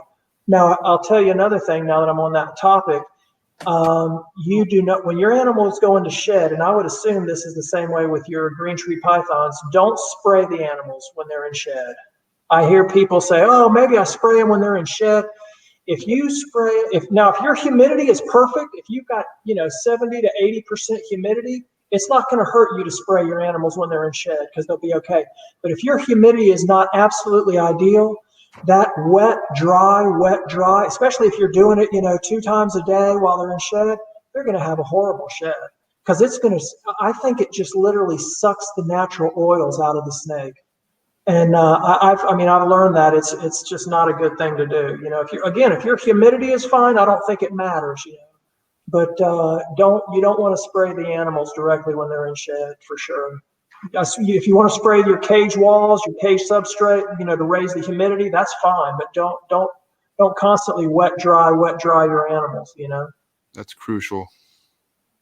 That's a key too. Yeah, you might want to make a note of that. Anybody who's trying to keep emeralds out there. Message. There's a whole 3 maybe that we've got that are really good tips for people. Yeah, super. This is gonna this was all just for show, These are like cheat codes for a video game or something, or like this is just definitely like stuff we But this is why we do this, man. We got people out here giving us information that you normally can't find. I'm telling you, how many times have people ran into Tony Nicoli and got this kind of information? Probably not too many, especially nowadays because you're so low key, right? I'm pretty low key. Yeah. So this is It's usually at Daytona. I usually go to the Daytona show, and there's some other shows. No, I don't display there. I haven't displayed there obviously in years and years, but that's a great show, and I know that like the Tinley show, I'm going to start, going around and just socially, doing some of the shows, just, some of the better shows now that I'm back in the hobby, there for a while. I literally, when I was going through all that, it was too hard for me to even, talk to some of these people that, like Eddie and stuff, I just withdrew from everybody because it was just so hard going through that, I didn't want anything to do with emeralds for a while, it was just, losing a collection like that was, and I'll tell you another thing, with this nidovirus and stuff, if I was unscrupulous, when I was selling babies, I had one of the best reputations not only with emeralds, but in the business. If I had a bad snake, I wouldn't sell it, I was really honest with people, but, if I was unscrupulous, and kept, because I still had babies, I could still breed stuff, but when I knew I had a problem, I stopped breeding and I stopped selling anything. And that's why, thank God, that there's still healthy emerald collections out there, because this would have devastated anybody. If they got this, it would have wiped you out. So thank God that it stopped with me, Yeah. when do I celebrate that I have a healthy emerald collection? I'm going on a couple years. Never. I thank you. Knock on wood. Good. You know, that's why I love Stephen Cush. He gives me the rawest answer that I don't want to hear sometimes. And it's this, thank you, Stephen. Never. It's not going to happen. Just keep moving. Shut up. No, Thanks. I tell you, it's funny because, you couldn't just call up somebody and say, hey, please put me on your list for babies. I mean, they're just wasn't happening 20 or something years ago, Right. and now, people have the ability to, buy nice captive born, baby green trees or baby emeralds. And, it's back then it just wasn't like that. It was rough, Different time. And Yeah. I finally learned, if you got a snake and it was puking, you hit it with panicure, you hit it with flagyl, you maybe run another fecal, and if it pukes after that, it's put down, And of course, I wouldn't do one. I wouldn't even attempt that now with an animal. It's just. Yeah. I'll tell you another thing. Did y'all see? I'm sure you've seen pictures of that pixel emerald, right? You've seen pictures of the pixel emerald. Yep. I think that was a shame. What happened with those babies? I don't know what happened to those babies. I understand that they're not alive anymore. But I saw pictures of the babies. I don't know if one came and grabbed it and dropped the babies, but there's a few pictures floating around of those babies coiled up on like a water bowl, I think. And you can tell those babies are flawless, they're 100%, and now they're not around, somebody got them or whatever, didn't know really what they were doing with them, and they're not around. But a project like that, if you had a spare room, if you had a way to quarantine it, knowing what I didn't know now about what happened to me with that viral form of lymphoma, I would quarantine for probably over a year. I would put something like that in a room and not even think about bringing that into a collection for over a year.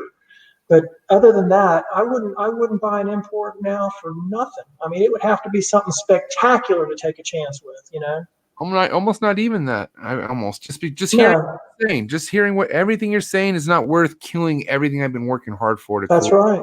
And keep. No way, man. And it's just, and it's not that you saw that coming. That's a scary thing. You didn't see it coming. And then also even the vet's like, oh, you're good. It's not it's not contagious. And shit. Next thing you know, you have 4 dead. Dude, terrible. It was rough, man. It was definitely rough going through it for sure. Something like that emerald, though, that pixel emerald, that if it wasn't for the money, even, I mean, I think that, the guy wanted, I don't even know. I think it was over 10 grand what he wanted, or 10 grand or something for an import, for an import, it's just, it's wild.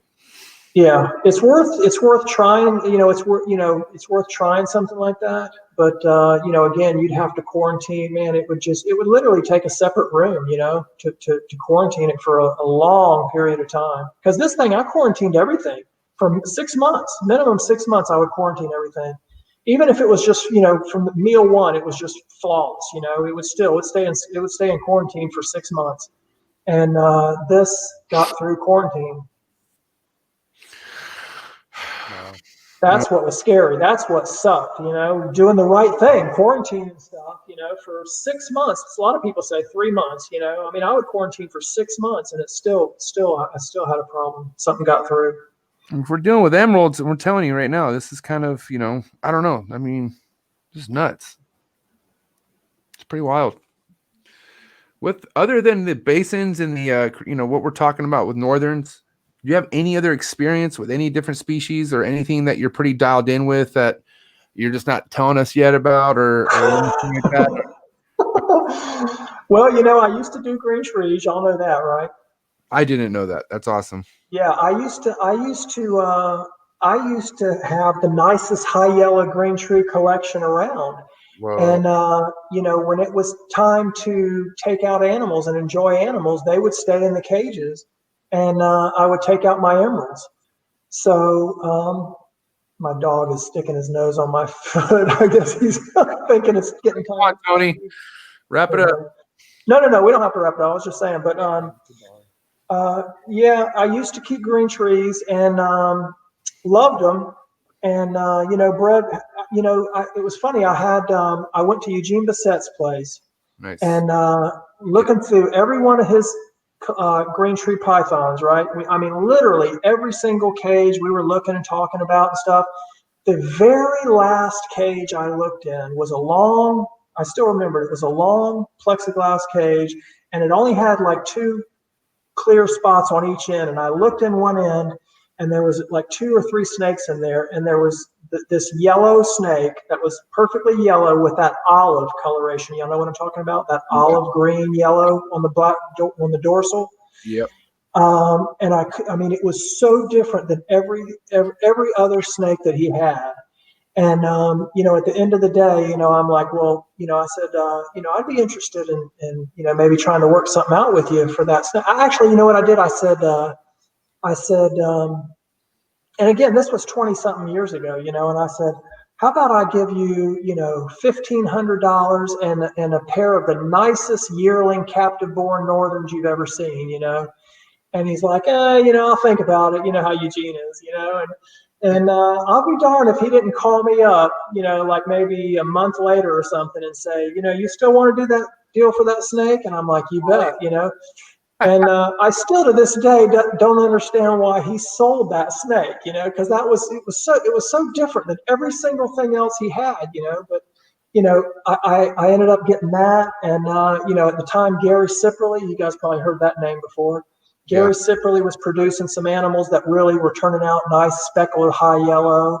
And I bought a couple of babies from Gary Sipperly at one of the Orlando shows, the expos. And one of my babies turned out incredible. And so I had accumulated this really nice group of green tree pythons. And when I bred that, it was so funny. I bred that Eugene animal to like an aru, like a regular, Gyrapora or whatever, just a regular green animal. Mm-hmm. And I produced those first mustard green tree pythons. And I thought it was a failure. I thought they were the ugliest thing I'd ever seen. They were just this mustard, pale, yellow, green thing. And, but I mean, everybody went crazy for them, they dubbed them mustards, I just dubbed them ugly, and, that was a long time ago, but that's how dominant that trait was. We ended up producing another little animal that looked, exactly like the dad, that yellow with the olive green and stuff. But I ended up finally selling all those green tree pythons to a guy. So no plans on acquiring green trees again or bringing those You know back? what? I would love to do. I mean, I see what like Pedro and some of these guys are doing, with these green tree pythons. And I think eventually maybe I would love to, have a few and get back into them. One of my best buddies, Sean Stewart, he's, I guess his brother is working his collection now. Chris Stewart? And, they're producing some incredible things, But I tell you, to be honest with you, that nidovirus thing scares the crap out of me, I mean, I've already been through all that crap with that viral lymphoma thing, and I have no desire to go through anything like that again, Who the hell would want to repeat that? Yeah. So when they get that all figured out, when y'all finally get that all figured out, and I understand that's, just really a problem with a lot of keepers, Southeast Carpet Fest. I'm just the biggest upside, if there's anything about nidovirus, is that it doesn't penetrate the egg. So offspring from positive adults are negative. So essentially, if everybody did everything perfect from here on out, we could have the last generation of nidovirus positive snakes. And all you have to do is raise them in a separate space and just follow quarantine procedures. What's different, like, with emeralds, with cryptosporidium, or like, vipers with paramyxovirus, is that every baby has it. So if you have positive adults, you're going to have positive offspring.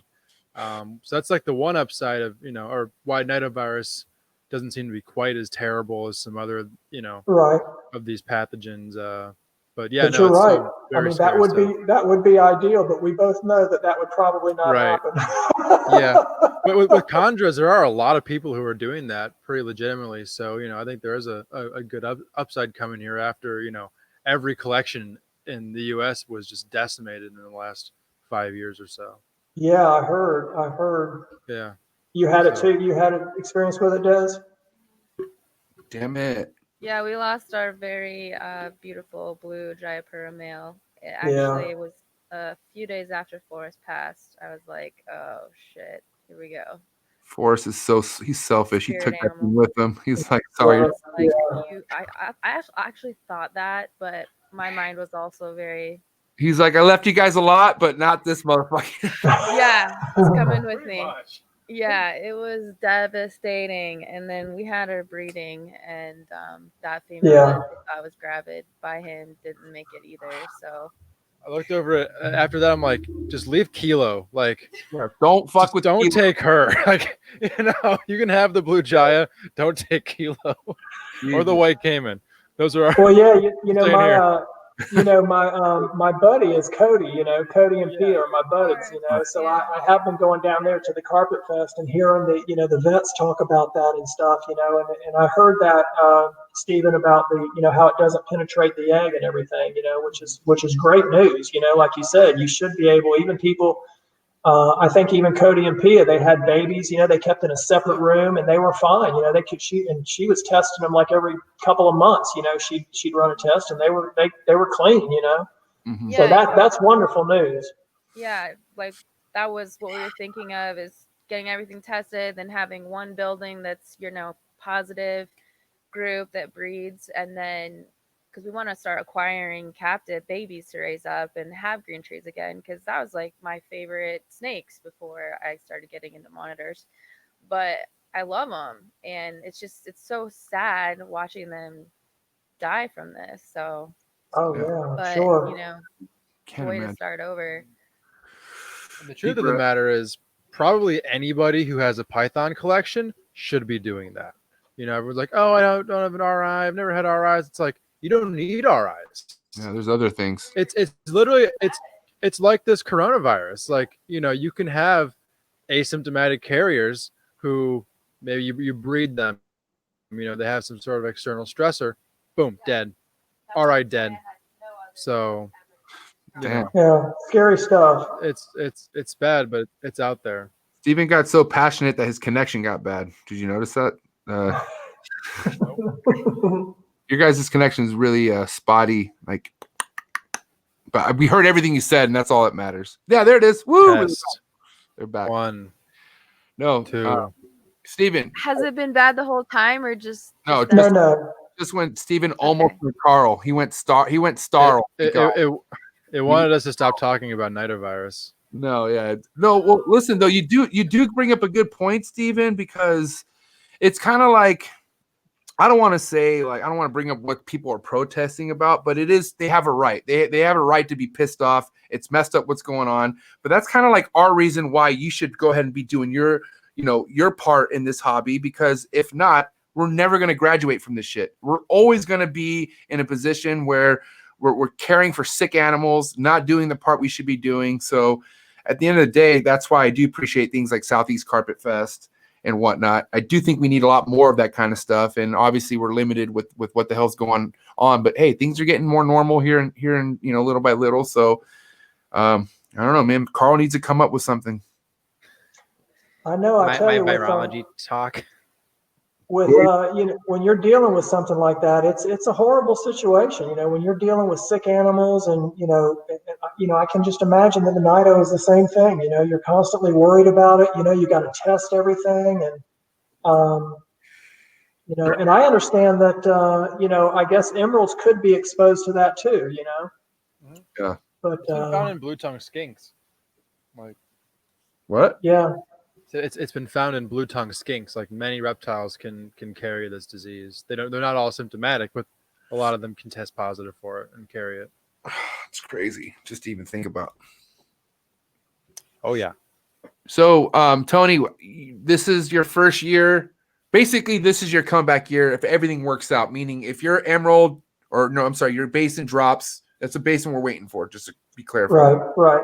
So if everything works out and she drops, this is literally the stamped comeback for your basically Tony Nicoli, the brand. I mean, did you have a business name when you went out prior to you going out, or how'd that work? Yeah, it was kind of an informal thing. I just, went with awesome arboreals, Awesome Memorials. Okay. awesome arboreals. Yeah, I had that. And, but, yeah, I do this specifically, not for, just for me, I mean, I work with these animals for me, I don't care to, have, 10,000 followers, and try to be, the man or whatever, it's, if you love what you do and you do it for that reason, it's cool. I try to, I wanted to breed the best. Like I said, when I was picking out those snakes, one at a time, I would get the prettiest ones I could get. It's for me to do. Yeah, I hope to, pick up where I left off. I got a lot of my old bloodlines back from Eddie, and I'm just stoked to be working with him again. Yeah. What was so you said that you kind of like removed yourself from the community. What was Ed's reaction when you made that call? Like, hey, I'm gonna get back into it. Well, I think he was happy about it. We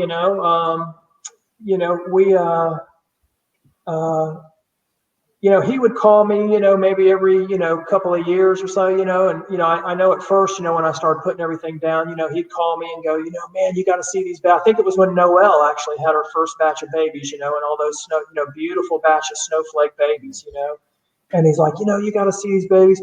But, over time, we kind of, drifted apart a little bit, and I called him back up and like, I'm ready, I'm ready to get back into him, and, so he hooked me up, the first year, he,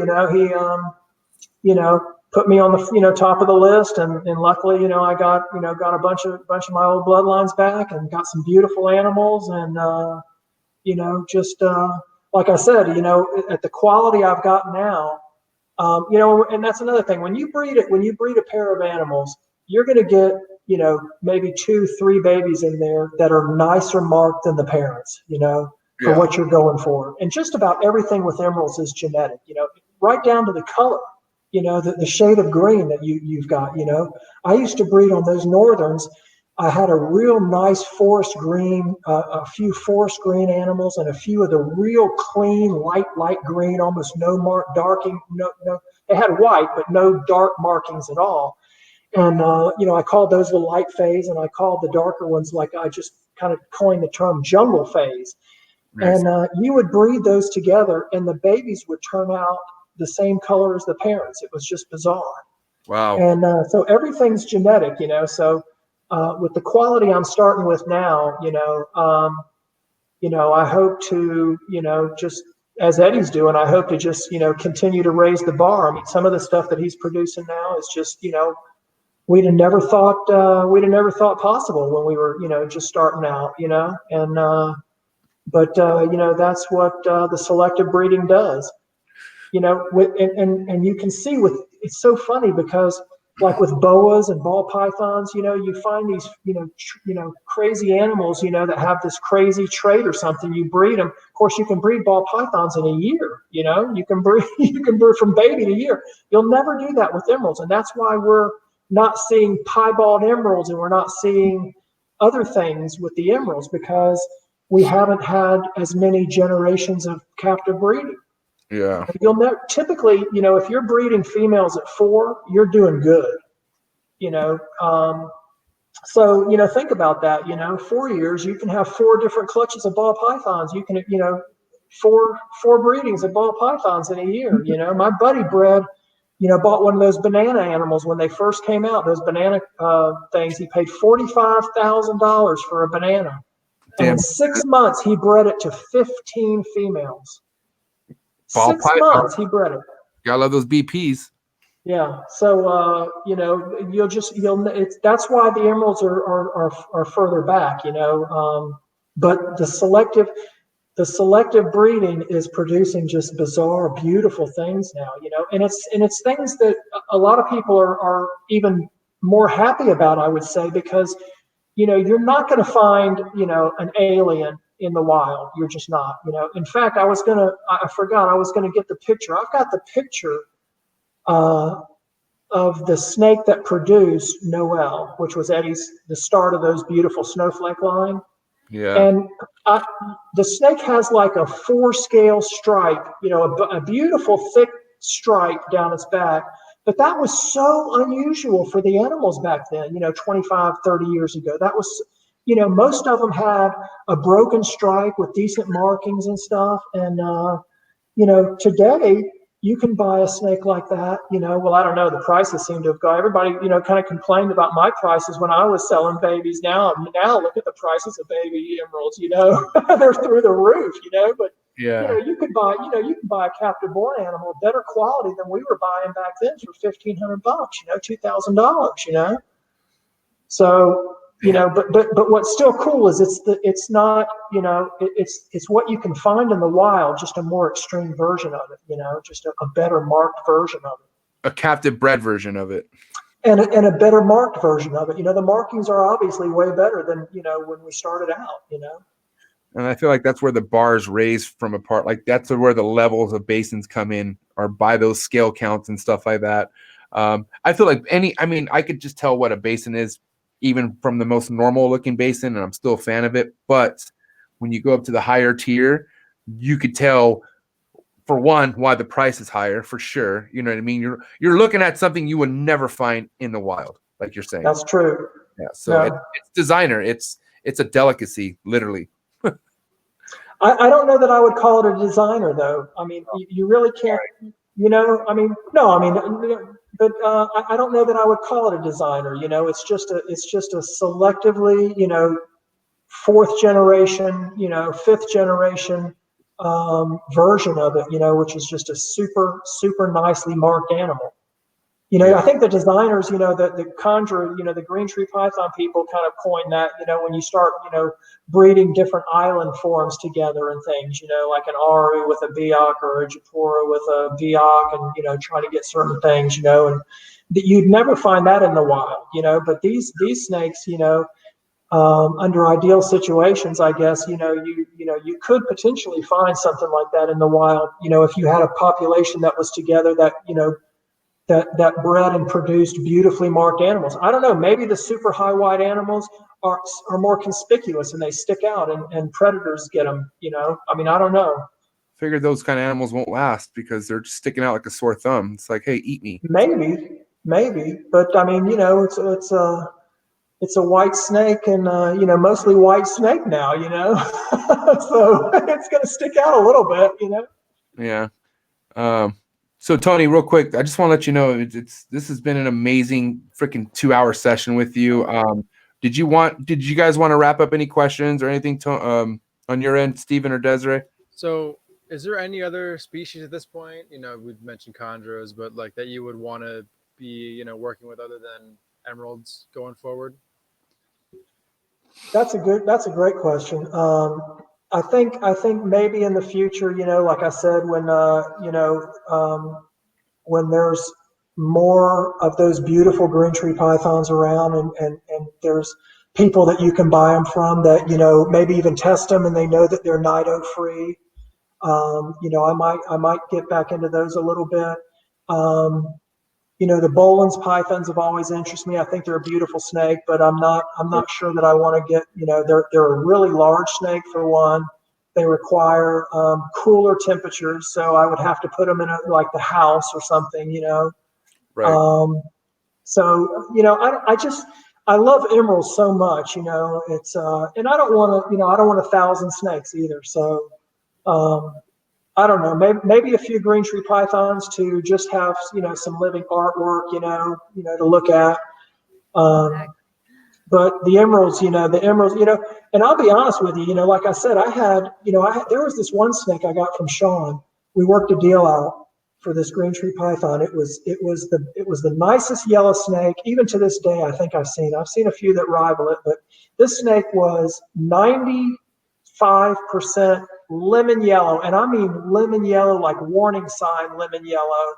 And it was the only green tree python I've ever seen that when you took it outside, it had a shine to it.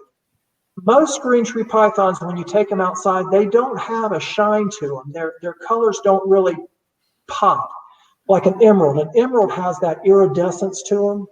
you can take a nice healthy emerald out in the sun and you see almost the colors of the rainbow in their sheen, I'm cutting you off, Tony, but the baby's up now, so I just wanted to You're gonna go be a say mom. thank you Okay, so much Des. for being here, and it was good to see you.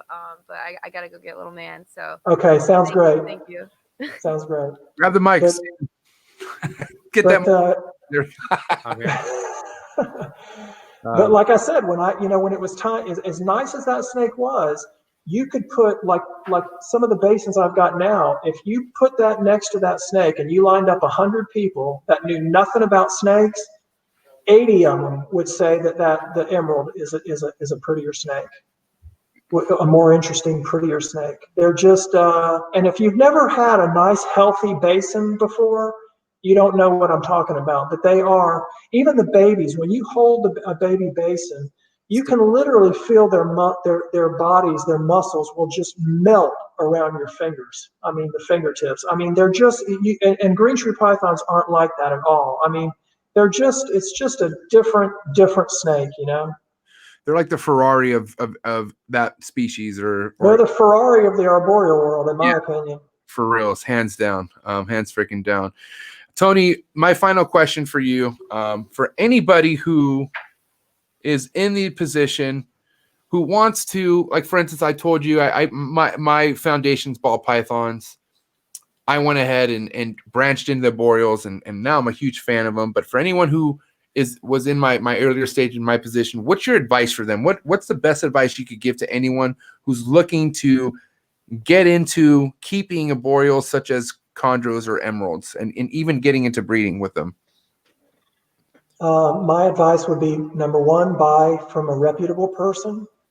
Buy captive born. Don't take a chance on imports, especially if it's your first one. Why get a bad taste in your mouth right off the bat? Yeah. Buy captive born. You're going to spend a little more money, but you're going to enjoy it more. You're going to be rewarded more. I mean, you've got probably a 50-50 chance with an import, if that good. Mm-hmm. And with a captive animal, you've probably got, I mean, from a reputable breeder, you've got a 100% success rate unless you do something wrong. Right. And it's funny because one time I sold a snake. It was one of the picks of the litter. It was one of the healthiest northerns, and it was a yearling. I sold it to a guy, and he calls me back like 6 months later and told me the snake was dead. And you would have had to stick that snake. No, I think he called me back. I think it was 2 or 3 months later. Called me back, told me the snake was dead. And you would have literally had to have stuck that snake in the freezer to kill that snake in 3 months. I think if you would have not even given that snake water, it would have been fine for 3 months. But and then I later learned that from his roommate that he was a college guy, and it was the dorm party snake. Oh, so, wow. So don't do that. Don't be stupid. Guy. Buy captive born from a reputable person. And just make sure with the emeralds, especially green trees, I'm sure as well, they need to be kept in the mid 80s, for probably at least 12 to 14 hours a day, mid 80s, not 82, 85 to 87. And the humidity, I would say above 60%. And you're going to be in just, low stress environment, keep them in a low stress environment, and you're going to be happy. You're going to be rewarded. True words spoken from Tony Nicoli. Tony, thank you so much, man. I appreciate this. You dropped so much knowledge, man, and this is so amazing. And what's making this even more of a better episode than I thought it was going to be is just to hear that you're on your way back. Tony Nicoli is on his way back. He took his licks, and now he's coming back. And man, the world better be ready for this guy. That's all I got to say. I'm really happy. I appreciate that, guys. I appreciate it. I've gotten so many people that have told me the same thing. They said it just wasn't the same without you with working with emeralds. So there he is. There's a little man right there. There's the future legend right there. That's right. Oh man. All right, Tony. You have a wonderful night, Tony. I really feel like this is going to be a round 2 worthy. I'm sure we're going to need to invite you back here and get you back on the show and whatnot. So We'll do it, man. You know what? My wife told me, she said you should have postponed this for a month. You could have showed them your new babies if you had, if you got babies. So, we'll do it again. I appreciate you guys, and we'll do it again. that'll be perfect timing. I think that's exactly when we'll probably bring you back on. And man, this was just a real big honor. So I appreciate you. I think Des wants to say something real quick before she heads out. Hold on. Go ahead, Des. Do you want to say something? Just thank you and good to see you again. It's good to see you, Des. You too. Did you guys touch on my last question was going to be about the Basin Northern crosses, if you ever kept those or how you feel about them? That's an interesting thought. I've seen some amazing crosses, and I've seen some really, I'll tell you a funny story real quick. I've seen some amazing crosses. The first one ever probably was Noe Perez produced some stuff that was just amazing. And one year I decided I'm going to do this, right? So I took one of my nicest male basins and I bred him. And my old website was up, and for some reason it's down again. I got to look into that. I just haven't had time to do it. But you guys remember my beautiful new locality animal, right? I called it a new locality animal. It's basically kind of like a Miss Willie line animal. So I took my best male basin and I bred it with that spectacular new locality emerald. And all of the babies turned out very, very boring. They weren't. They looked like really weak new locality animals, and that was my last attempt at crossing them up. But I don't know that I know that there's a lot of purists out there, especially like the locality people. They probably don't look at that as a favorable thing to cross them up. That is now that you're to MJ. That is the designer. There you go. There's your designer. Designer crossing. Because they're not going to breed in the wild. They're not going to cross like that in the wild. Okay. The new locality animals. I think they come. What we've finally, I think, figured out is they come out of Guyana, and they may be far enough south to where maybe they are overlapping with those striped animals, and maybe that's what's producing some of those patterns. I'm not sure. I would doubt that because, like I said, the experiments I've tried have been a complete failure with it. But I don't think that I'll ever do that again. Now, when people I've seen some people have some beautiful northern collections out there, and I would probably get back into those eventually. I know Ryan Wollerson has some gorgeous northerns. Keith McPhee. There's some people out there that have some super, super nice animals, and I would probably go with that first, and just try to purify that line and keep the basin line pure as well. Yeah. Huge. Tony Nicoli, you have a wonderful night, my man. I appreciate your time yet again, and we'll be in touch. Okay. Thanks, guys. All right. Good to see y'all. All right. Have a good one, bud. All right. Bye-bye. Yeah. Tony Nicoli. Boom.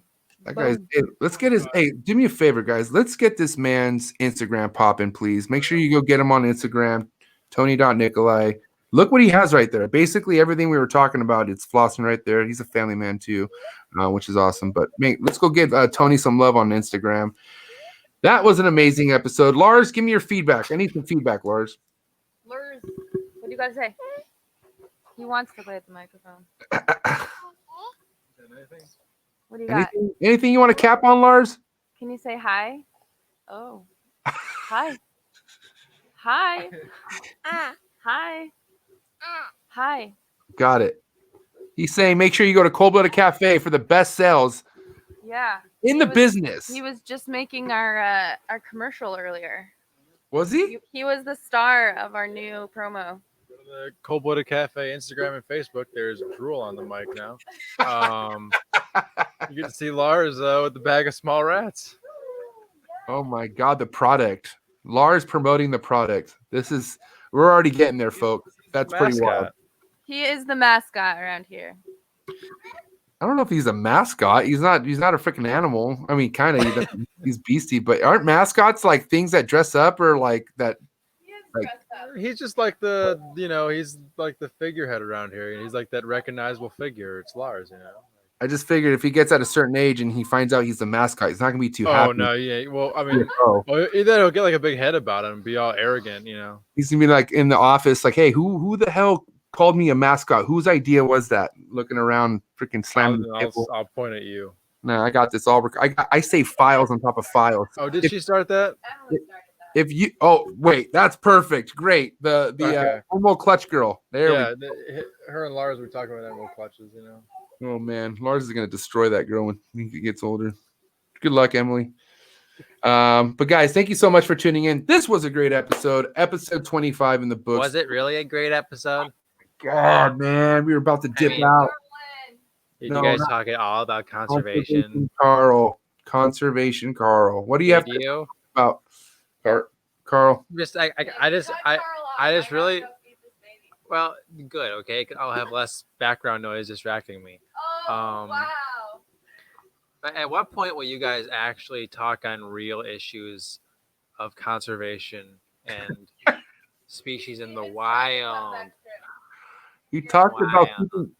he talked about keeping things pure. We also talked about getting generations out of nidovirus. We talked about a lot of great things. And you also talked about how they would smuggle the basins from Brazil into Suriname to ship them. I don't know what you're Real talking about, conservation-y. but make sure you give this message to all your family members out there, okay? I'm not a fan of Karen. I'm not a fan of Tabitha, the pet tuber, okay? And your dad, Bob, he could go to hell, okay? I don't like that guy's a dick. He's not a conservationist. He drives a diesel, cocksucker. There you go, Bob. Your own son doesn't like you. That's Fuck how you, that Bob. works. All right. Bring Steven. All right, Carl. Gosh, that was woo, brutal. Steven's back. Hey, That was that was brutal. a good part of Carl. I can tell you right now. That's like enough, Carl. Any more Carl? And I was like, okay. As long as he doesn't have the link to this, we're fine. But somehow he gets the link and then he comes in and right. I feel like Carl lives in like the rafters in here or something like that. All right, guys. Well, this was a great episode. We have some good stuff coming. We're not going to stop. So get ready, guys. Make sure you check us out on all the other platforms out there. Follow us on Instagram. I know that you guys don't all follow us on Instagram. This is some bullshit. Like, Yeah. I see our numbers and I see our Instagram and I'm like, why are we not at Oh, wait, at that's 10, cold-blooded. 20K yet? Cold-blooded. That's also cold-blooded. Cold-blooded's cracking. Unfiltered needs to get up there. We need to get some love on the unfiltered. Look. Yeah. Well, you know what I mean? We're giving you the heat. Give us the heat back. And then make sure you subscribe to the channel. We really appreciate you subscribing, liking, sharing, all that good stuff. And then, you already know the deal is your reptile eggs should go inside a sim container if you want to get successful terms. I mean, if you want to not hatch your eggs, you can just like bury them in perlite, like a caveman. But like, if you're sophisticated, like a chondro keeper, you put them in a sim container. Yeah. I guess that was awkward. So sorry for that. All right, guys, have a wonderful night. We will see you on the next session. Peace.